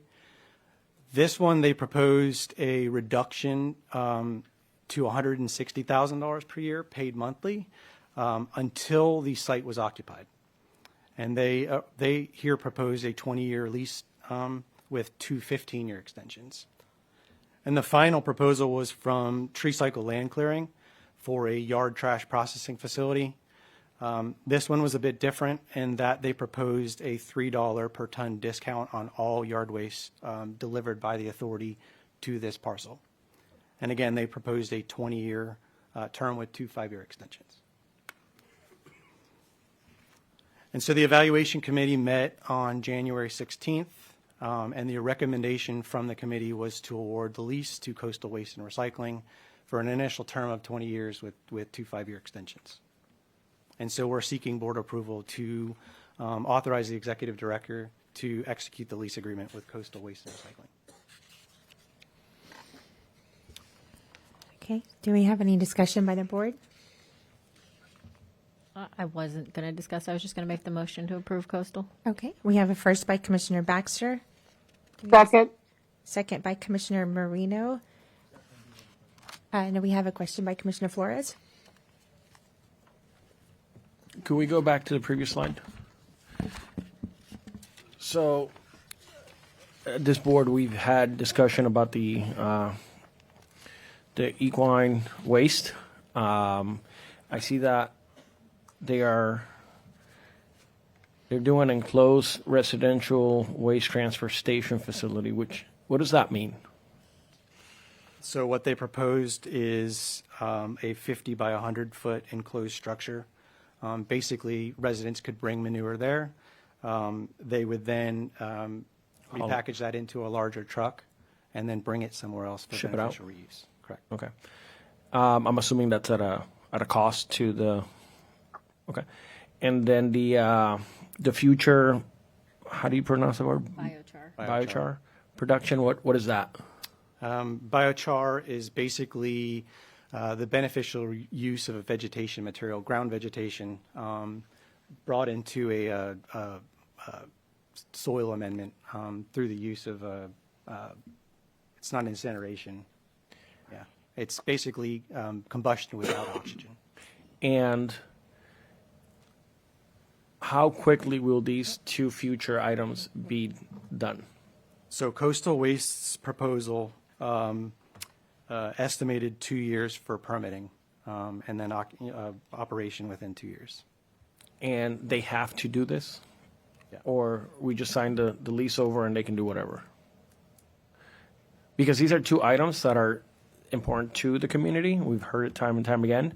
So I want to make sure that if we award this, that they have to do this. So you just heard from Paul about the award of Coastal to two different service areas. Coastal operates a similar facility just to the east of this property on Wallace Road. At that facility, they process 150,000 tons of vegetation a year delivered by the authority. So in their plan, they plan to expand that operation to this parcel and continue the construction and demolition debris recycling operation on that Wallace Road property. Right, but we're using words as they plan. I want to know that they will. Do you see the difference between hypothetical and actual? The way the lease agreement is written is they pay the $300,000 a year upon execution of our agreement, and it's a 20. And that's pretty much what we're agreeing to. Yeah. The agreement doesn't include that they will build these items. No, we list the permitted uses. Sometimes, they may not, there are three things in here, right? So they may do one of the three. And the other two, I'm not so sure. And so they may do one of the three? That's what I'm 100% positive that they'll do the first one, yard trash, because that's their business right now. The other two, I cannot speak for them. They're in the room, so. Are they here?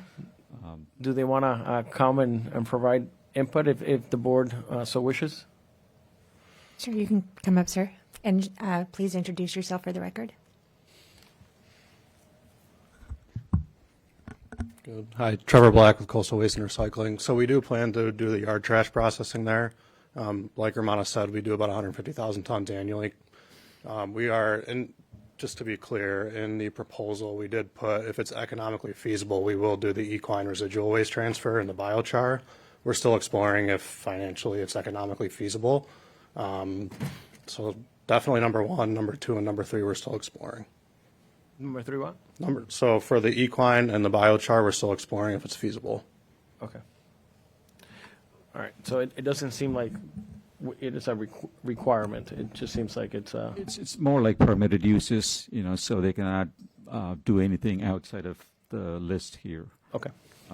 Let's say, if they want to bring in a gas station or something, that's not allowed. So we would list the uses that are permitted within this parcel, and it would include these three. And they have to stick to these three uses. Okay. Thank you. Thank you. Commissioner Weiss? Yeah, thank you. This has to do with the lease amount. Is it normal to have a flat lease amount for 20 years and then continue it for another 10 years without any review of that price or the value? We do have a CPI adjustment in the lease. Oh, there is a CPI adjustment in Yes. the lease. Correct. You didn't mention that. What is it? It's tied to a CPI index. Oh, so it'll just be whatever CPI is? Correct. Okay. All right. Very good. Thank you. Commissioner Baxter or Mayor Baxter. Thank you, Madam Chair. It looks like on this list, High Point agro bedding, the only thing they're asking to do is equine residual waste processing. Is that accurate? That is correct. So is it possible then that Coastal could just do yard trash and never get to the other two? It's possible. Is High Point here?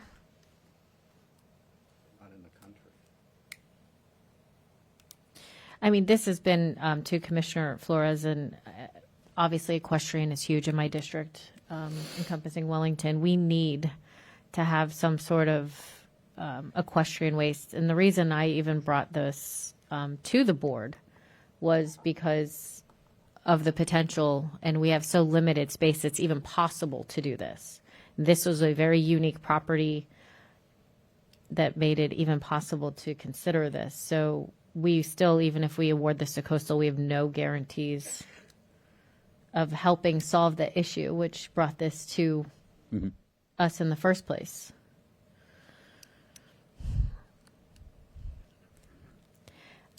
I guess I don't know that if Coastal could come back up.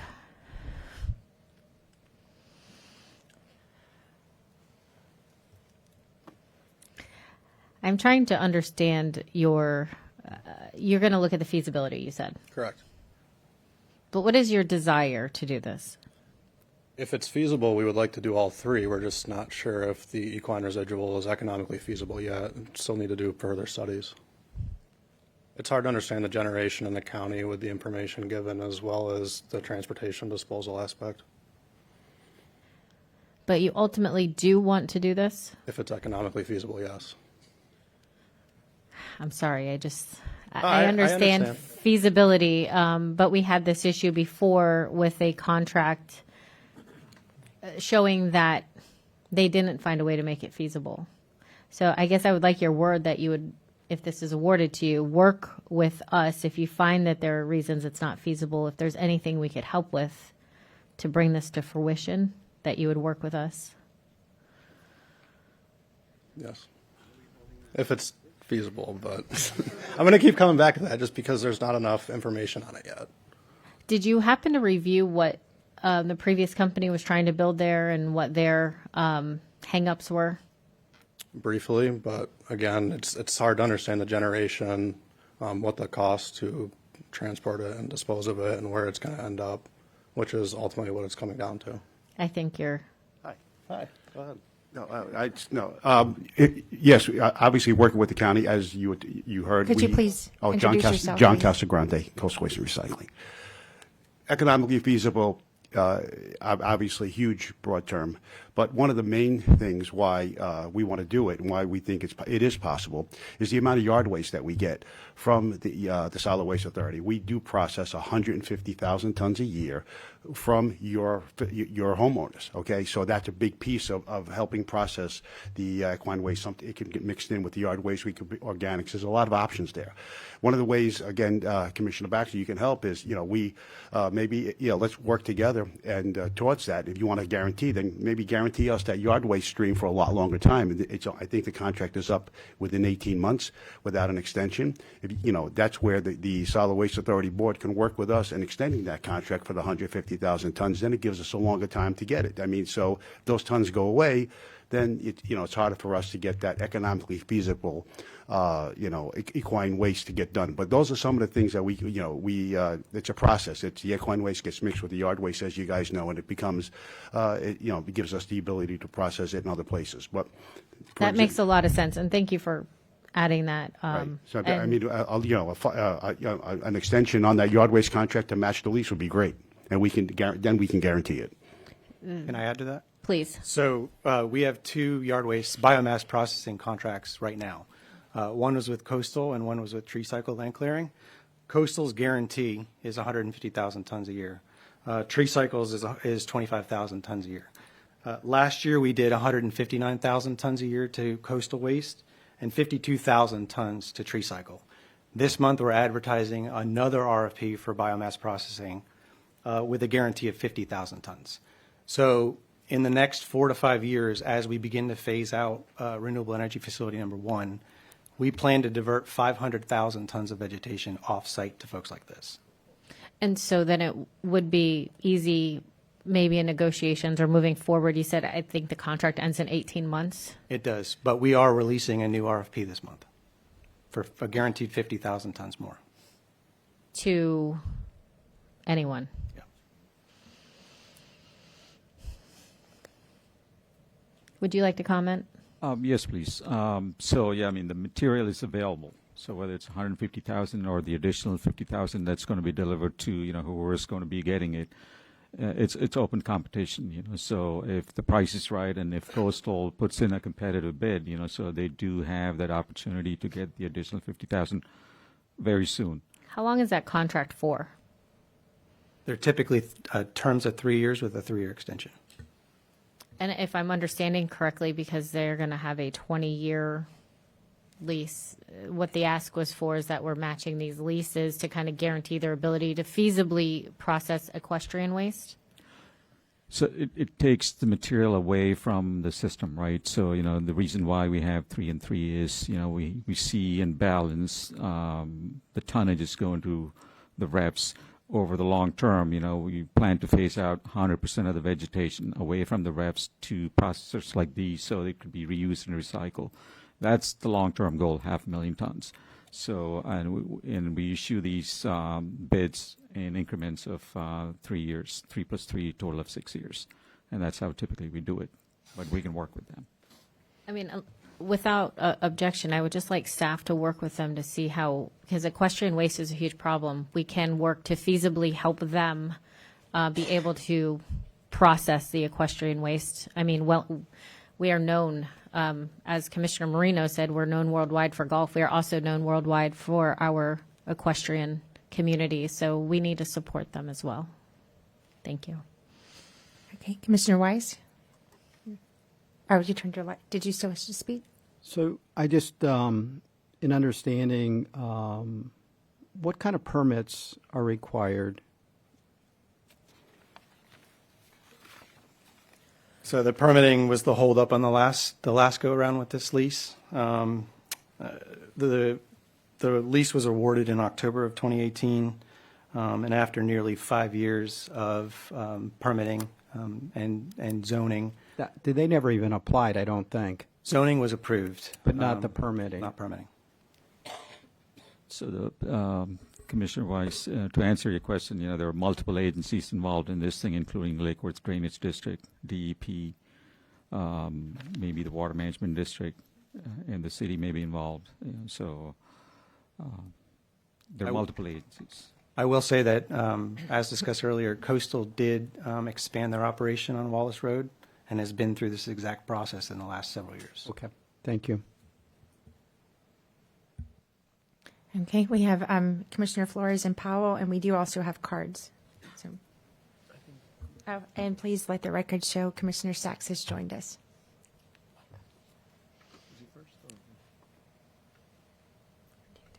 Oh, I'm sorry. Yes, Commissioner Powell was first. Go ahead. Thank you, Madam Chair. Commissioner Weiss hit on the issue that I was going to bring up with regard to requirements from zoning and different permitting agencies. Also, on page 4 of the lease agreement, under section 4.01 use, the tenant shall use and occupy the premises solely and exclusively for.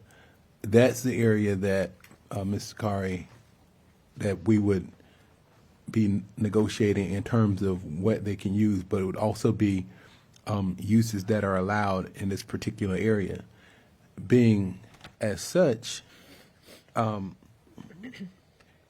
it looks like it's in the lease for things that could be, we could point to that we exclusively want them to do, but they still would have to get permits. And as you indicated, DEP, zoning, if there's municipality involved, any environmental type issues that are there now, I don't know if they have to still, do environmental impact study, anything like that, but those are some of the things that they would have to look at before signing an exclusive use onto the lease, because then they would be, stuck with that one use. If they go equine, like High Point, and they only go equine residual, and they're not allowed to do it, they're stuck, right? So, let's just make sure that we take that into account. That's it. Okay. Commissioner Flores?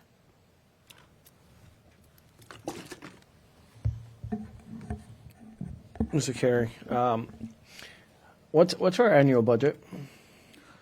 This current year, it's $408 million. $408 million for SWA?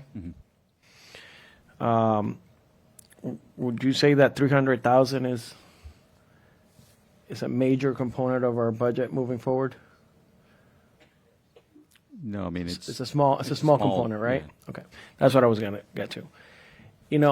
I don't think we need the 300,000 as much as I think we need the equine and the other stuff. It would be good to put this facility to use to service the community, rather than the 300,000. So I'm not so personally, and this is, I guess, to the board, I'm not so hung up on the lease amount. Should we maximize what we get back in return? Absolutely. But if we can get a good return and also provide a service that is needed for the community, I'd rather do that. So my opinion is that we hold this for a little bit longer. Let's see if we can work with Coastal or another component to do just what we would like them to do. And it sounds like if we mirror some of the yard waste with the contract, it might be able to work. So maybe that way we can get that actual commitment of getting to that point. So I don't know from the legal standpoint what we would have to do, but if we can provide a service that the community needs and also get a good return on it, I would feel a lot more comfortable than just going with whoever's paying the highest. Understood, Madam Vice Mayor. We did do a competitive RFP for this, and there were certain requirements, and they were evaluated based on what they submitted, which was the 300,000, which was yard trash processing and the other. So, we don't necessarily have the ability to just sort of change the RFP process at this point in time. There's always a negotiation standpoint, but I'd be wary of negotiating to give them, a discount or something on that lease. It could go the other way, would be okay, but then you're really getting into providing some kind of competitive advantage after the fact.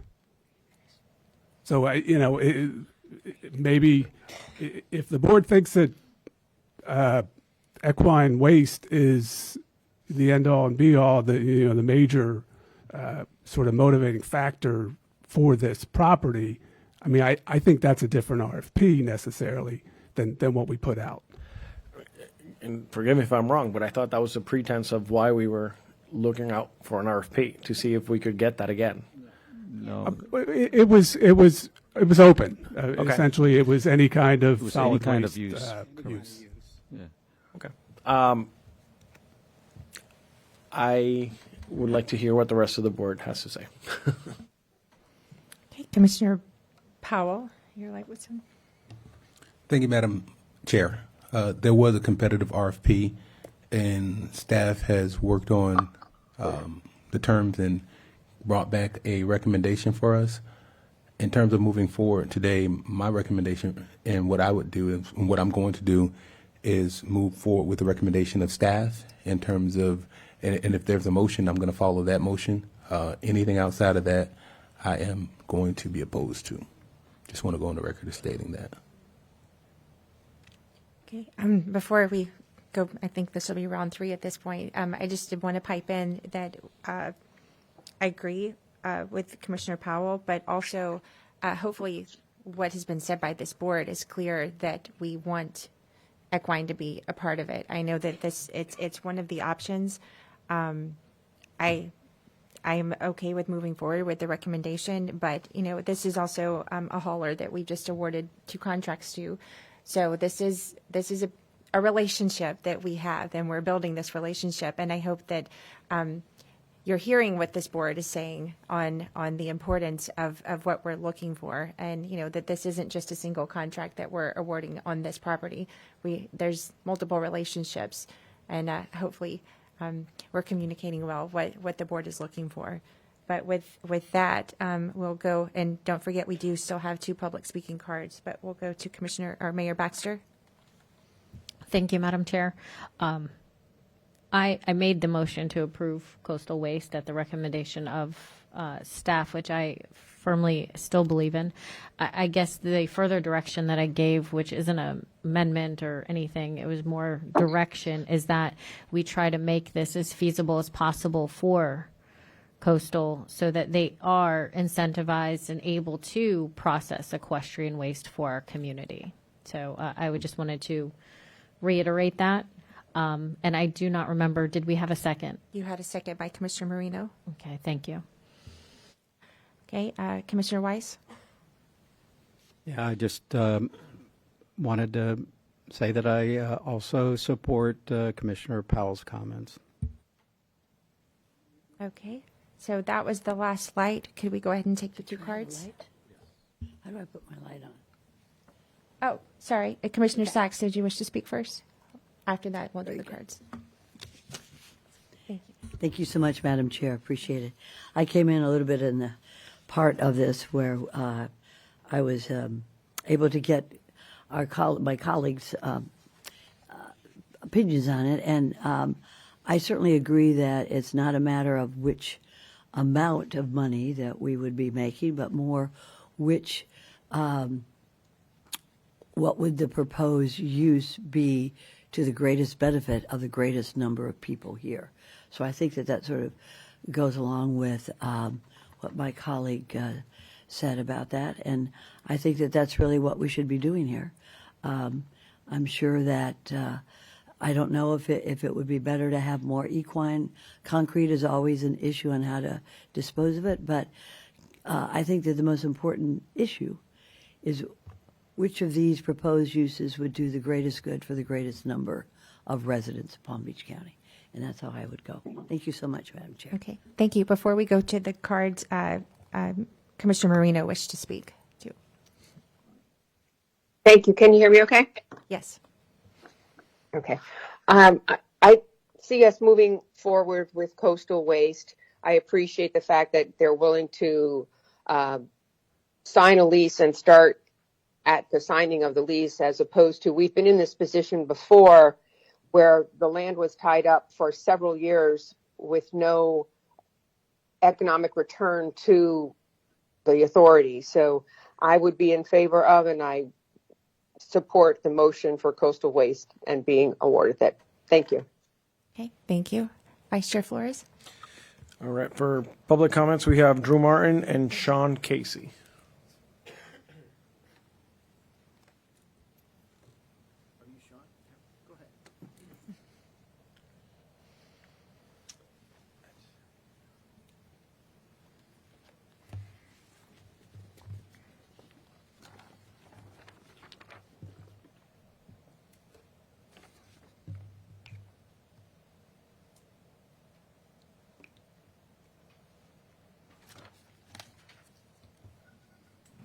When you're ready, sir. Good morning. Good morning, and thank you for the opportunity to speak with you today about the benefits of this partnership with the Solid Waste Authority regarding the former Cross-State Landfill RFP 26-202. My name is Sean Casey. I'm the owner of Tree Cycle Land Clearing, a certified small business enterprise for more than 30 years of experience in land clearing, mulching, and vegetation waste processing.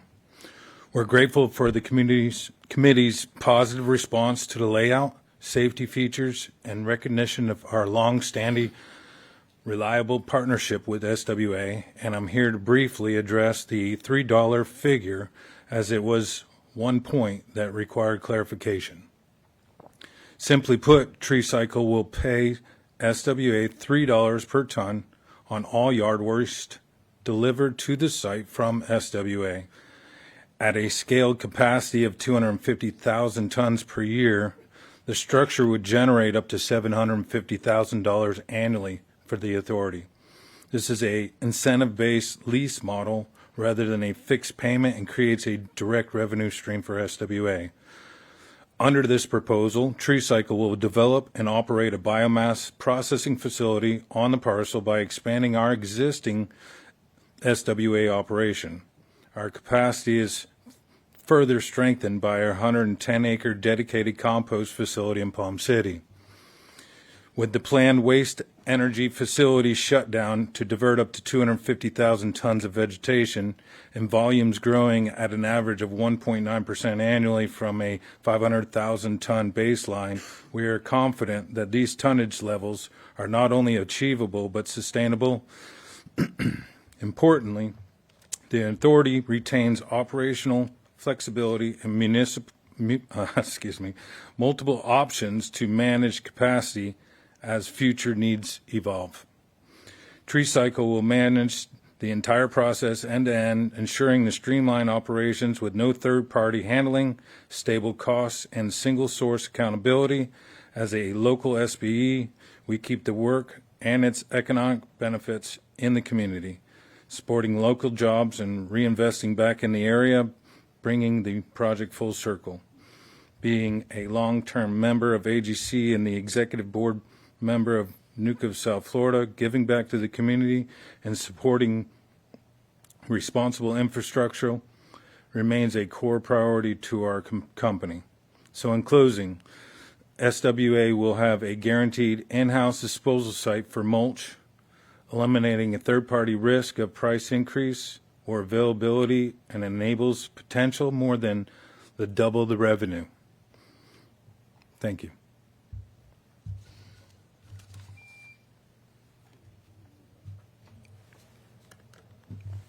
Can I ask a question? Sure, Commissioner Flores, can you wait?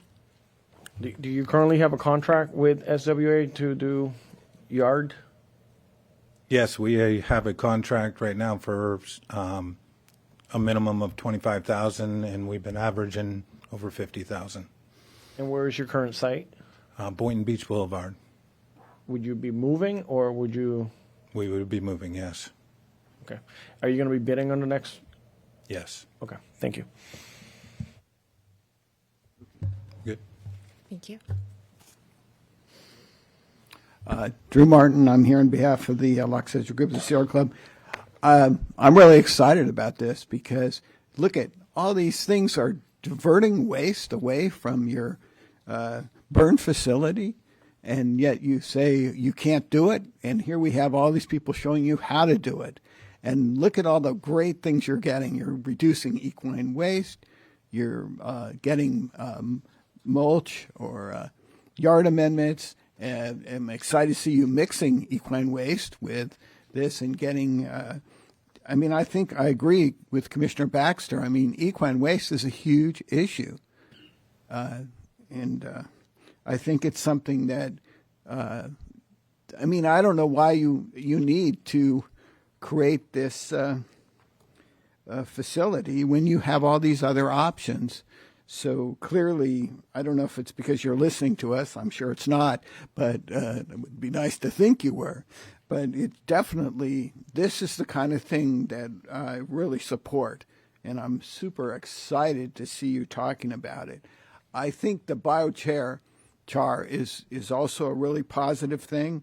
It's something used around the world as a soil amendment. Very, very, very good way to use your waste. I would be interested in knowing more and more about these processing facilities. For instance, High Point, how are they going to process equine waste?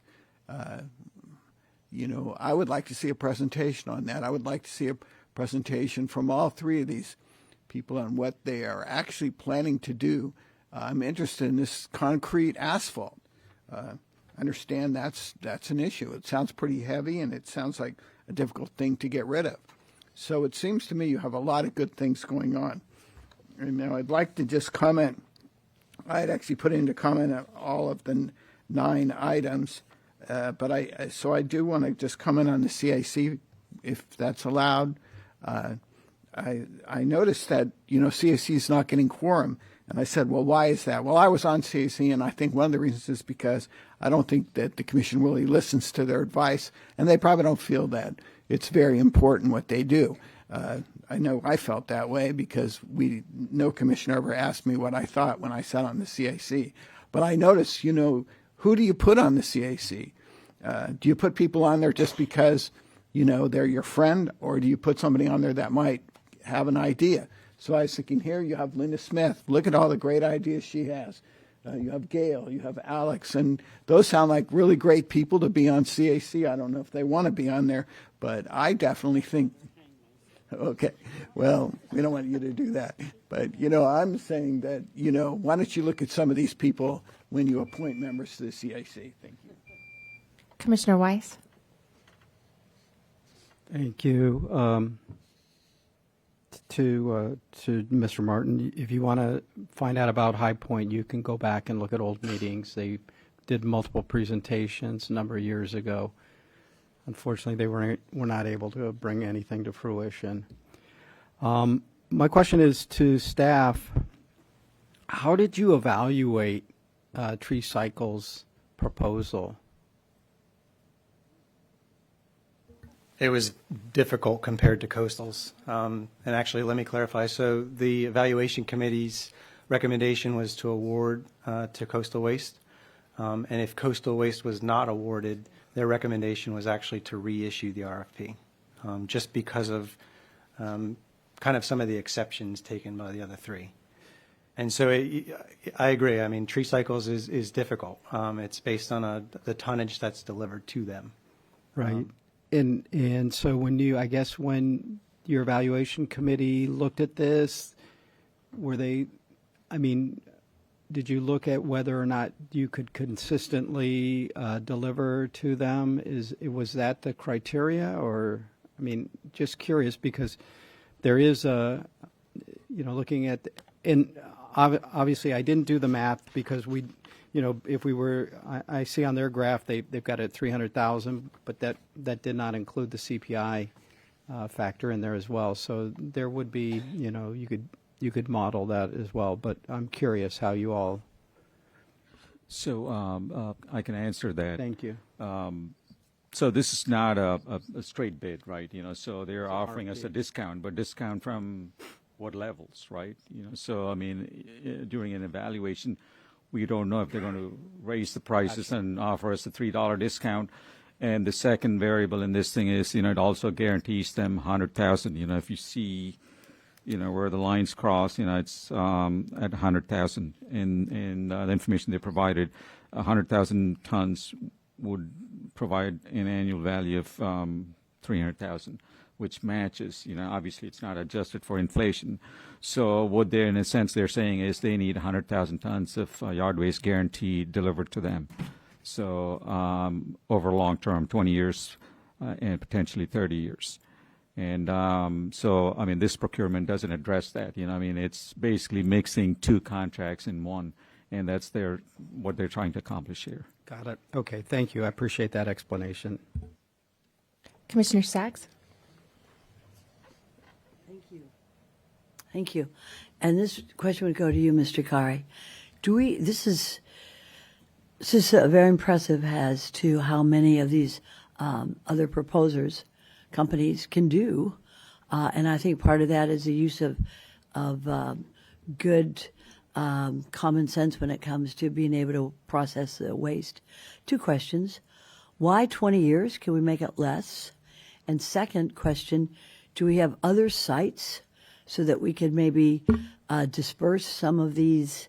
I'm not quite sure if we could do it around the county or in different areas, because I think that having read some of the ways that they can recycle and reuse and be able to produce biochar from waste, I'd like to see maybe possibly less time so that we can, technologies, 20 years, who knows, you know? Our processing plants may be so much smaller because of technology and the way that we're able to dispose of waste. But is there a magic wand that it's 20 years and not maybe 10? Not really. You know, it's based on capital investment, right? You know, if you recall High Point, they started with $5 million estimate. And by the time they got to permitting, all the conditions added in, plus all the inflation. So their estimate went from 5 million to 15 million. So you need a longer term to recoup those investments. And that's why they proposed 20 years. In this case, you know, I mean, I'm not sure, you know, they have an estimate, you know, typically, you know, that would be the number, and I would be looking at a $15 million investment up front. And 10 years, you may not recover. And also, you know, what exactly they're trying to do, right? You know, if one of the uses, they're proposing 3 uses here. This is coastal. If one of the uses, it's not economically feasible, you know, they may try to maximize the other. So there are a couple of variables involved in this thing. And that's why a 20-year term is more reasonable. And if they're doing a good job with no issues, then it would come back to the board for those extension to 5 years. So that's after 20 years, Mr. Kari? Yes. That's you know. It's a long-term lease. It's a long term. Yes. And what I was thinking is that possibly, and this is really probably more for the legal department, for our lawyer to my left, but could we have a 10-year review so that if there's a company that can, I mean, I know of companies that are taking equine waste and with enough land, they're producing fertilizer. The fertilizer is being used in my district because we have, you know, not as much, of course, as Commissioner Baxter, but I think that technology is advancing so quickly. I wonder if we could have a review after 10 years, if there's a company. I mean, it doesn't have to be a big deal, but if there's a company that can do it better and faster and more efficiently and more environmentally sound, that we would be able to review that legally. So I imagine Coastal has created their proposal based on the 20-year that they submitted. So I think that, you know, that certainly goes to how they've developed this proposal, this business proposal to us. Would it not be to the benefit of the county if we had a review after 10 years? I mean, if Coastal's doing fine but if there's another company that can do it more efficiently, more environmentally, for our land, for the water, and cheaper for the people, could we not put a clause? Sure, we could. We could put a clause. We could put a clause in there that says we could review it. I'm sorry. If it is 10 years, it's going to take like 2 years to get the permits, and then probably 2-year construction. So you're looking at the first 4 years where they're still paying the lease fee. So up front, you know, they lose 4 years. So in a sense, you know, a 10-year lease would reduce it to actually 6 years of operation. So at that point, you know, I mean, they may not be willing to make the capital investment or the types of uses they're proposing here. It may be a different type of use with no buildings, you know, open air processing. Things would be different, you know. So if the zoning conditions and everything, you know, they want enclosed spaces with all the air changes and everything. So that takes a lot of capital. Because of their capital investment. Exactly. Then that leads me to the second question I asked you, Mr. Kari, and that is, do we have other locations that we could not possibly... industrial zone. You know, this is the only property, SWA property, that is zoned industrial. Okay. All right. Thank you, sir. Sure. Thank you. Commissioner Flores? So I'm going to wrap up with this because I sort of started with all these questions regarding the equine and biochar items. This is an RFP process, which, by the way, was sent to us before. We sort of blessed it, and we let it go out on the street. So I think we have to respect that process.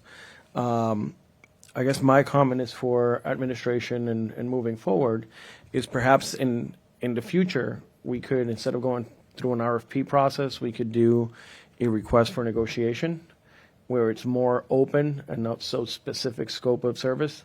I know we don't have this type of land or property laying around, so I don't know when this will happen again.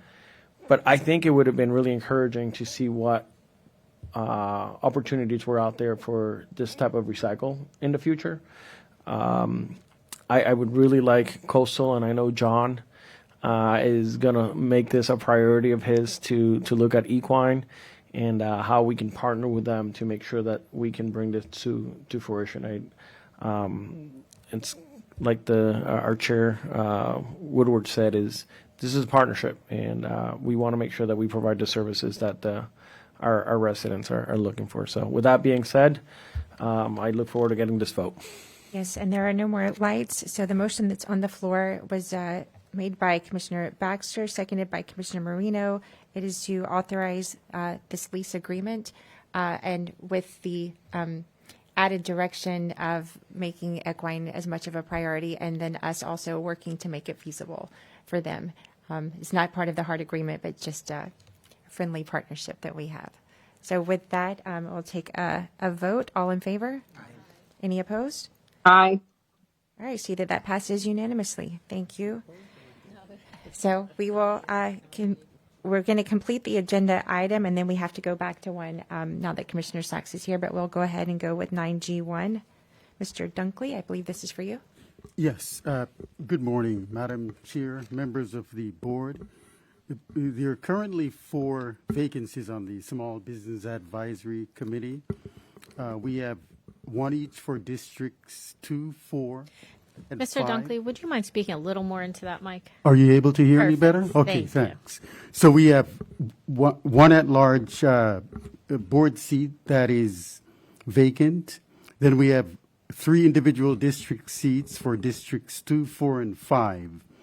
All of the current committee members have expressed an interest in retaining their seats, and we have forwarded the letters of interest as well as the resumes to you for your review and consideration. And so with respect to what I could do is turn it over to the chair for her to entertain.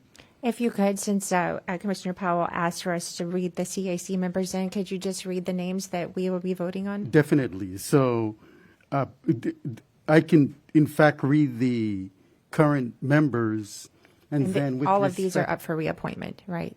Precisely, they are. Right. So District 1 is Karen Lau. District 2 is vacant. District 3 is Michelle D. Potter. District 4, vacant. District 5 as well, vacant. District 6, Sarah Perez. District 7, Kaznel Theas. So the at-large members are as follows: Bruce Lewis, Cassandra Oliver, Selena Samuels, and then we have 1 vacant seat. So we have 3 individual vacancies in the districts and 1 vacancy in the at-large. Okay, thank you. A motion was made by Commissioner Flores and seconded by Mayor Baxter to approve all of the appointments for the upcoming year, the reappointments. All in favor? Aye. Any opposed? Aye. See that passes 6-0. Commissioner Sachs is off the dais. So now we need to go back. Oh, I'm sorry. We had a card. We skipped over item 9F, and Alexandria Larson had a comment, but I don't see her. Wait, 9F. There was nothing in that item. We don't have a 9F. There's nothing. I'm just, She's left. Yeah, 9F is nothing, but it was planning and environmental. she's not here Ms. anyway, so. Larson looks like she's left. Okay, so with that, we need to go back to our previous item as 9D1.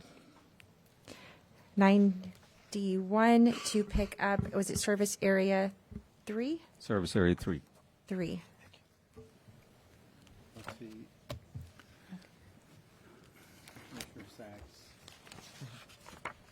She's probably in the restroom. Okay, so we previously had the discussion for all the service areas. Commissioner Sachs, just so that you know, we did approve Coastal as the hauler. We waited for your return. We had a split vote on whether or not to do 6 cubic yards or 12 cubic yards. So could we give Commissioner Sachs just a brief overview of what the vote is that we needed her here for? Sure. Thank you. So this is Service Area 3's bids that came in. This is the total rates overall. As Madam Chair said, Coastal was the lowest bidder. for the 6 cubic yard rate as well as the 12 cubic yard rate. The 6 cubic yard rate proposed on the bid was $271, and the 12 cubic yard rate is $310. I will take you to another screen to just kind of display what the rates currently are in service area 3 versus what the new bid rates are for the next contract. If you look at the top box, the second service area 3, where it says old rates, your current rate is $208. The new proposed rate or bid rate would be $271 at the 6 cubic yard option. If you decided to go with the 12 cubic yard option, I believe it was $310. So that is to get you up to speed where we are. The vote on the table is whether to go 6 or 12. I believe the board, since you had the heaviest presence in this new service area, they waited for you and put your input. Thank you so much for that review. And I have reviewed the documents that we have been provided. Let me just ask you a couple of questions on this. The new District 3, I believe, is what we're talking about. And the difference is between whether it would be, whether it would be for the 6 cubic or the 12 cubic. Correct. And knowing the needs of my constituents in that new area, it would be better to go for the 12. Okay. Okay. Okay. So if we could have a motion, are you making the motion then? sounds like I should. Okay. But I want to make sure that I do it correctly. So if somebody could, I make the motion that we go in District 3 for the 12 cubic. Second. Okay, so we have a first and a second by Commissioner Baxter. Commissioner Weiss, your light is on. Thank you. I'll just reiterate my points. District 2 is going to have 16,000 single-family homes in this new District 3 or Area 3. District 5 is going to have 45,000 single-family homes. District 6 is going to have 20,000, almost 21,000 single-family homes. Majority of the homes in the South are in HOAs. They're seeing a significant increase because they're being blended in. They're seeing about a 30% increase in their annual service. And by imposing the 6 or the 12 cubic yards on all those people, most of them who put out 0 yard waste are going to see an additional charge put onto them to subsidize those that have very large lots. And it's not something I can support. Okay. And Commissioner Sachs, your light was still on, did you? Thank you so much. This is unfair. We shouldn't have to have, and I don't know, we had nothing to do with drawing the lines, did we, staff? We in the previous board meeting, we presented, I believe, 5 Oh, I or remember 6 that, yes. different options. But did we know that that some county commission districts would be blended in with others that have completely different needs for solid waste? And I didn't realize that there would be such a difference in the cost. I mean, it doesn't. It's probably too late now. But Mr. Kari, I really look. We have a big county, geographically the largest. We have the biggest agricultural area. I've got a big ag in my district. I have equine interests. But there are some districts, urban districts, that should not be blended for purposes of waste together. It doesn't make any this doesn't make any common sense, and I know that we like to operate under common sense. So, is there anything we can do about this? Because I have to say, Commissioner Weiss has a very good point. His residents should not have to pay for, the areas that are agricultural. No, this was approved. Actually, we deliberated this in August, and the board directed us to come up with additional options. So overall, we presented 9 different options, including the original one in August, and the board chose option E, which is what you see here. And at that time, this was October board meeting, we even gave a prediction of what the rates are going to be, which is shown here. And as you can see, the rates came in very close to what we predicted.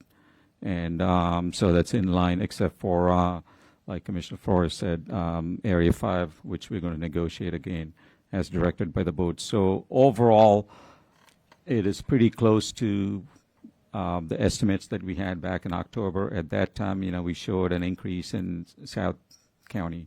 It's interesting because Excuse me, Commissioner Sachs, though, the map that you're showing us right now, that's just for 6 cubic yards. that Correct. price. Correct. What would the 12 be? The 12 would be, it's $39 additional per year, And so monthly, that's $3?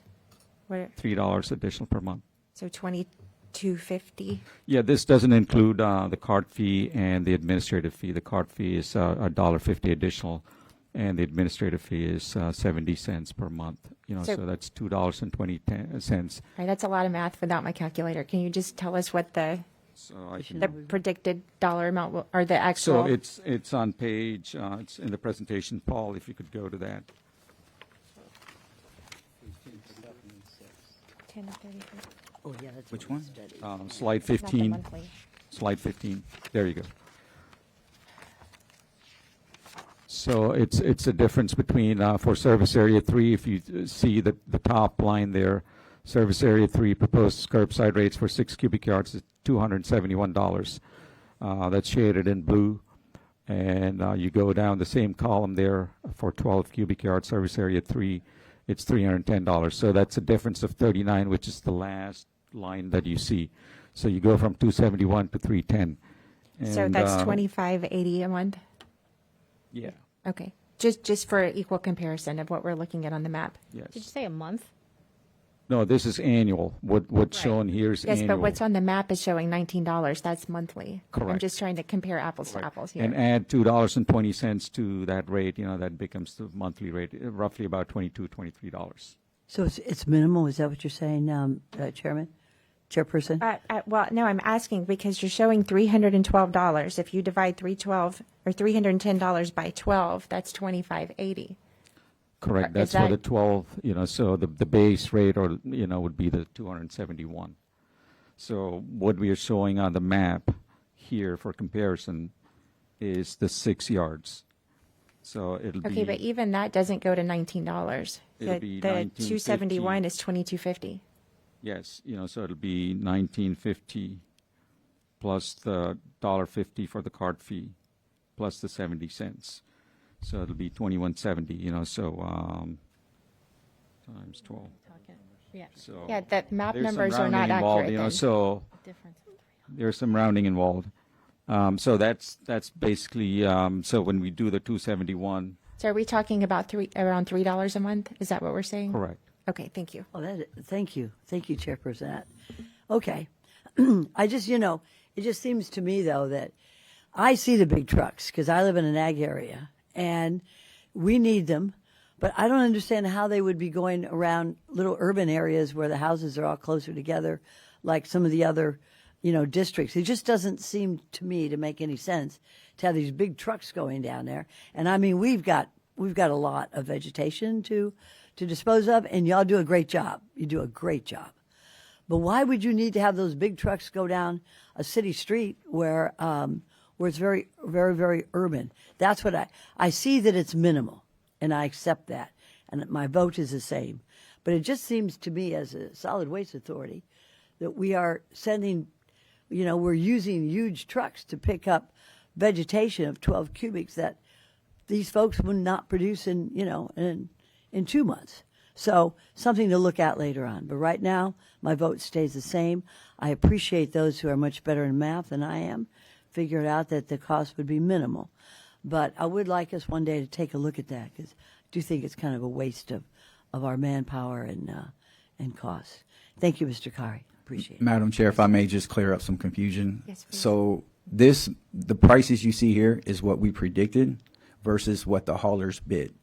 So this was the bid rate for the haulers. The price that you were referring to with Romana is the price that the customer is going to pay after the cart fees included in the 70 cents administration fee. But this was the actual hard bid prices for each area. Okay, thank you. All right, Commissioner Flores? Yeah, I just want to go back to the blending that was done. I think overall, if you want to look at the annual, that table, no, one more. Well, yeah, leave it there. So as you see here, the rates before were pretty high. I mean, we had one area which was paying $377. With the new rates, the highest I think is $320, which by the way it's in my district, and the second highest is $311, which by the way, half of my district. So my particular district is paying the two highest. However, I'm happy because I can go back to my residents and say overall we were able to reduce the price. So I think the blending worked. Unfortunately, there was a district that was extremely low when you compared it. When you looked at the range before was extremely was much bigger or wider. Now we've been able to narrow that. And when you look at Commissioner Sachs, which is Service Area 3, your rates at a 6 cubic yards, it's $271. It's still pretty low. I think it's the second lowest. So I think overall, I think what we tried or we attempted to do worked. I think what's in question right now is the level of service that you want to provide your residents. I went with the 12 cubic yards because I've heard from the district commissioners various times that you guys are looking for the 12 cubic yard option because that's what your residents are telling you. So that's where I'm at is we're really just comparing right now 6 or 12, and I'm going with 12 because it seems like that's what that community out there would like. Okay, so we have a motion on the floor for the 12 cubic yards. Am I correct? That's what's on the floor. Yes. First by Commissioner Sachs, second by Mayor Baxter. After listening, I'm glad that you were able to make it. I've wanted to hear what you had to say for your district as well.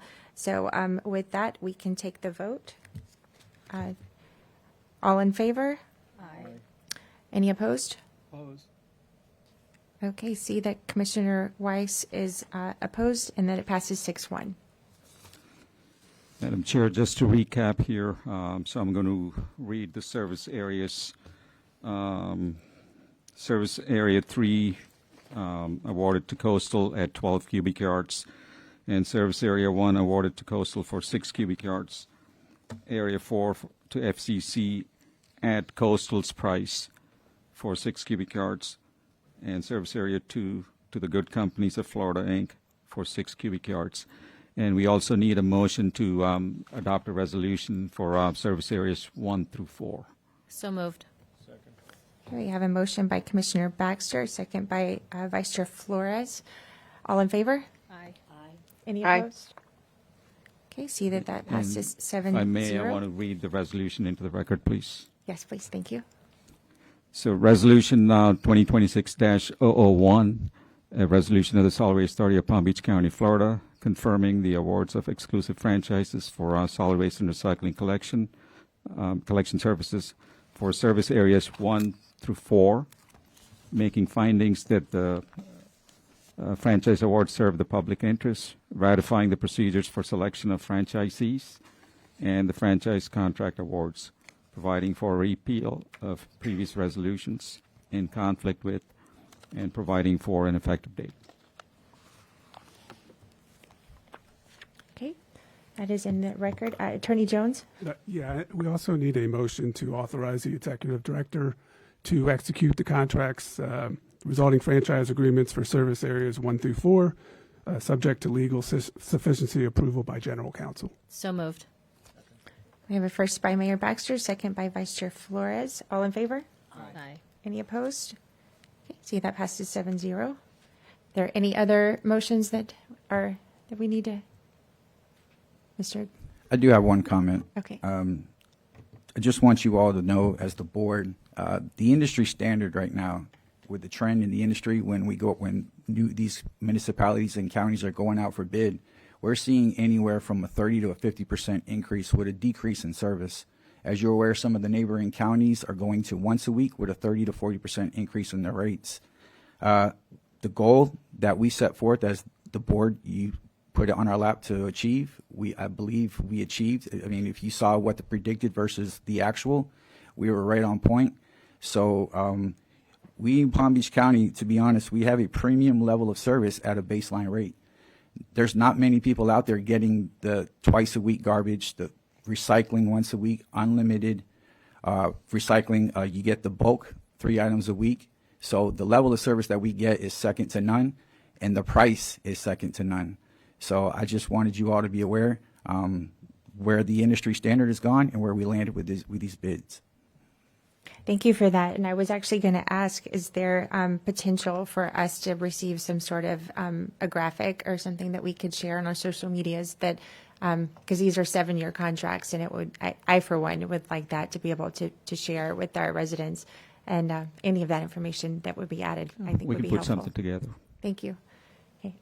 Commissioner Powell? I just wanted to commend you, Paul, and your team, and Mr. Kari, for the tremendous work, because everything in this economy has gone up.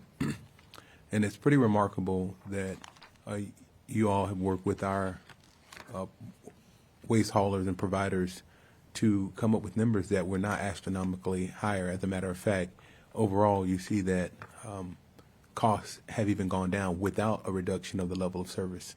So that's a testament to the team that we have here at the Solid Waste Authority, as well as the haulers who have contracted with us and who have been working with us. So I want to commend you on that great work, and thank you for mentioning the fact that what's happening elsewhere, sometimes it's easy to sit here and get pigeonholed on what's happening in Palm Beach County without having a comprehensive outlook of all the other counties in the state of Florida, or even outside of the state of Florida, considering what we're seeing in terms of inflation, in terms of the cost of everything that we deal with on a daily basis going up. So thank you for that. Okay. Commissioner Sachs? I just agree with Commissioner Powell. You guys, we really have so much to be proud of. But I'd like to have a little more marketing here. So if you could let us all know, like Chairperson said, give us some of this information. Let's let everybody know how good we are. I like to tweak little things just because I do. But I think that I tell you, I've got some of the most critical constituents, I think, in the county. But I never, hardly ever get a complaint about Solid Waste Authority, which means you're doing a great job. So yeah, give us some of this info, Mr. Kari, and we'll get it out on social media, because you're doing a wonderful job. Thank you. Yeah, and I would attest that to echo, I don't remember which commissioner said it, is the haulers we have that do business in Palm Beach County are the best. Yeah. The ones we have now have set a precedent. As you stated, it's very rare that they miss. If you look at the number of homes they service a week times the number of opportunities they have to miss, I mean, it's less than a 0.00001% chance of margin for error. And they achieve that month after month. So the haulers that came before us, the haulers we currently have, and then the haulers that went to the table with, sharpened the pencil and created a very competitive bid process this time around, I think tremendous amount of thanks goes out to them as well. Thank you. Mayor Baxter? I want to echo the sentiments of my fellow commissioners and just say thank you, especially when everything is going up, for providing a service and working with haulers that give us the ability to keep our residents' rates, minimal with the increased services, to your point. If other places are getting reduced to once a week and minimal services. So thank you for all your hard work and for putting this all together. And I think once this last one comes back to us, we can call this chapter over and move forward. Thank you for all your hard work, everyone. Thank you. So we're going to move to all of our comments now. General Counsel, any comments? No comments. Administrator? Or Executive Director, sorry. I would like to thank the team here, Paul Gonzalez, our Director of Customer Services, Jody Hart, our Purchasing Director, and Colleen Robbs, and also our GIS Manager, Josie. And she was instrumental in putting together all the maps and all the data behind each service area in the Commission District. So I just want to say a big thanks to them. Thank you. Any staff at the table? Yeah, and also I want to thank my team, the best customer service team in Palm Beach County. We spent a lot of long hours putting this together for the haulers, as much information as possible. So without them, I would, it wouldn't have been possible. So I definitely don't want to leave them out. Thank you. And those in the room, we all thank you too. Can I? Yes. Oh, just one brief comment. I wanted to thank the Environmental Crimes Unit. They recently solved a major case here in Palm Beach County with tire dumping. They arrested a serial tire felon. Yeah. So he got arrested. He's facing 6 felony charges, and I think there were narcotics involved with this as well. So they did a great job. They did a really complete investigation. So I wanted to commend them for that. Thank you. More stuff for us to share on social media as well. Thank you for that. Any other member of staff? Okay, how about my fellow commissioners? We'll start. Commissioner Weiss? Just want to thank authority staff. I want to thank our haulers for the great work they do. Obviously, them doing a very good job eliminates the complaints. We just don't get them. So that's a testament. And I think, the efficiency in which this organization operates. If you think about how we deal with waste in this county, it really does set a bar for everyone else in the country. We can always do better, but you guys are doing a great job. Thank you. Mayor Baxter, any comments? I do not. Just reiterating, thank you again. Vice Chair? So to staff, I just want to echo the sentiments of the board. Thank you for the process, making it easy for us today. I don't think it was, I think the decision was pretty straightforward. I thought you did a lot of good work. As we move on to this next phase, I have seen this next phase in Green Acres. It could be, it's not easy, transitioning from one to another provider. So as I look into that corner, I think that's a coastal team over there. We are looking for a seamless transition. We don't want to start receiving calls. So get your team, get your trucks, get everything in order so that our residents don't even feel anything happened. So to staff, thank you for going through this, and I look forward to continuing to provide great service. Thank you. Thank you. Commissioner Powell? I just want to commend staff for the tremendous work you did, as well as the haulers for their presentations and submitting applications. So thank you all so much. I think this is our last public meeting while we are still in Black History Month. I am doing a Black History program on the 19th at the main library on Summit with Mr. Brian Knowles. So my office will be sponsoring that in coordination with the Palm Beach County Library System on Summit Boulevard, the main library. That being said, I have no further comments. Thank you. Thank you. February 19th, thank you for the time, at 6 p.m. at I don't know the address to the main branch of the library on Summit, but it'll be 6 p.m. next Thursday evening, 6 to 7:30. Refreshments will be served. Very light refreshments. I see. Commissioner Sachs? What about those refreshments? Anyways, I want to just let everybody understand how proud we are as a county commission, because we never received that many complaints about it. And I'll tell you what, when trash is not picked up, you'd think the world is going to end, But we have such good luck, and that always comes from the talent of our staff. Mr. Romani Carey, I'm so proud of what you are doing as the leader, and I'm very proud of our haulers, the competitiveness, and the work that's done by the engineers and those on the staff. Thank you very much. We commend you. Thank you. And Commissioner Marino texted for us all to have a great day. Thank you for allowing her to join. For my comments, I'll just echo what everyone else has already said. Good job, and thank you. We actually get calls from people saying that their kid likes to go wave at their hauler. So it's people pay attention, and thank you all for doing a good job. I did want to clarify, we have our next scheduled meeting showing April 8th at this location at 9:30. Do we need to have an earlier meeting for the renegotiation? I think, it's possible depending on, how the negotiations go. And we'll work with Good, if they can wait until April, because it's the same service area. And so I don't know if there's a need for a meeting in between now and April meeting. If they can wait until April, I believe it's 8th of April. April 8th is what so we're it's sharing. coming Okay. up pretty quick anyways. Okay. So if they can do that, then we'll stick to the regular schedule. If not, I'll work with the board. Okay, well, so as of now, we will see you all back here at 9:30 a.m. on April 8th. Meeting adjourned.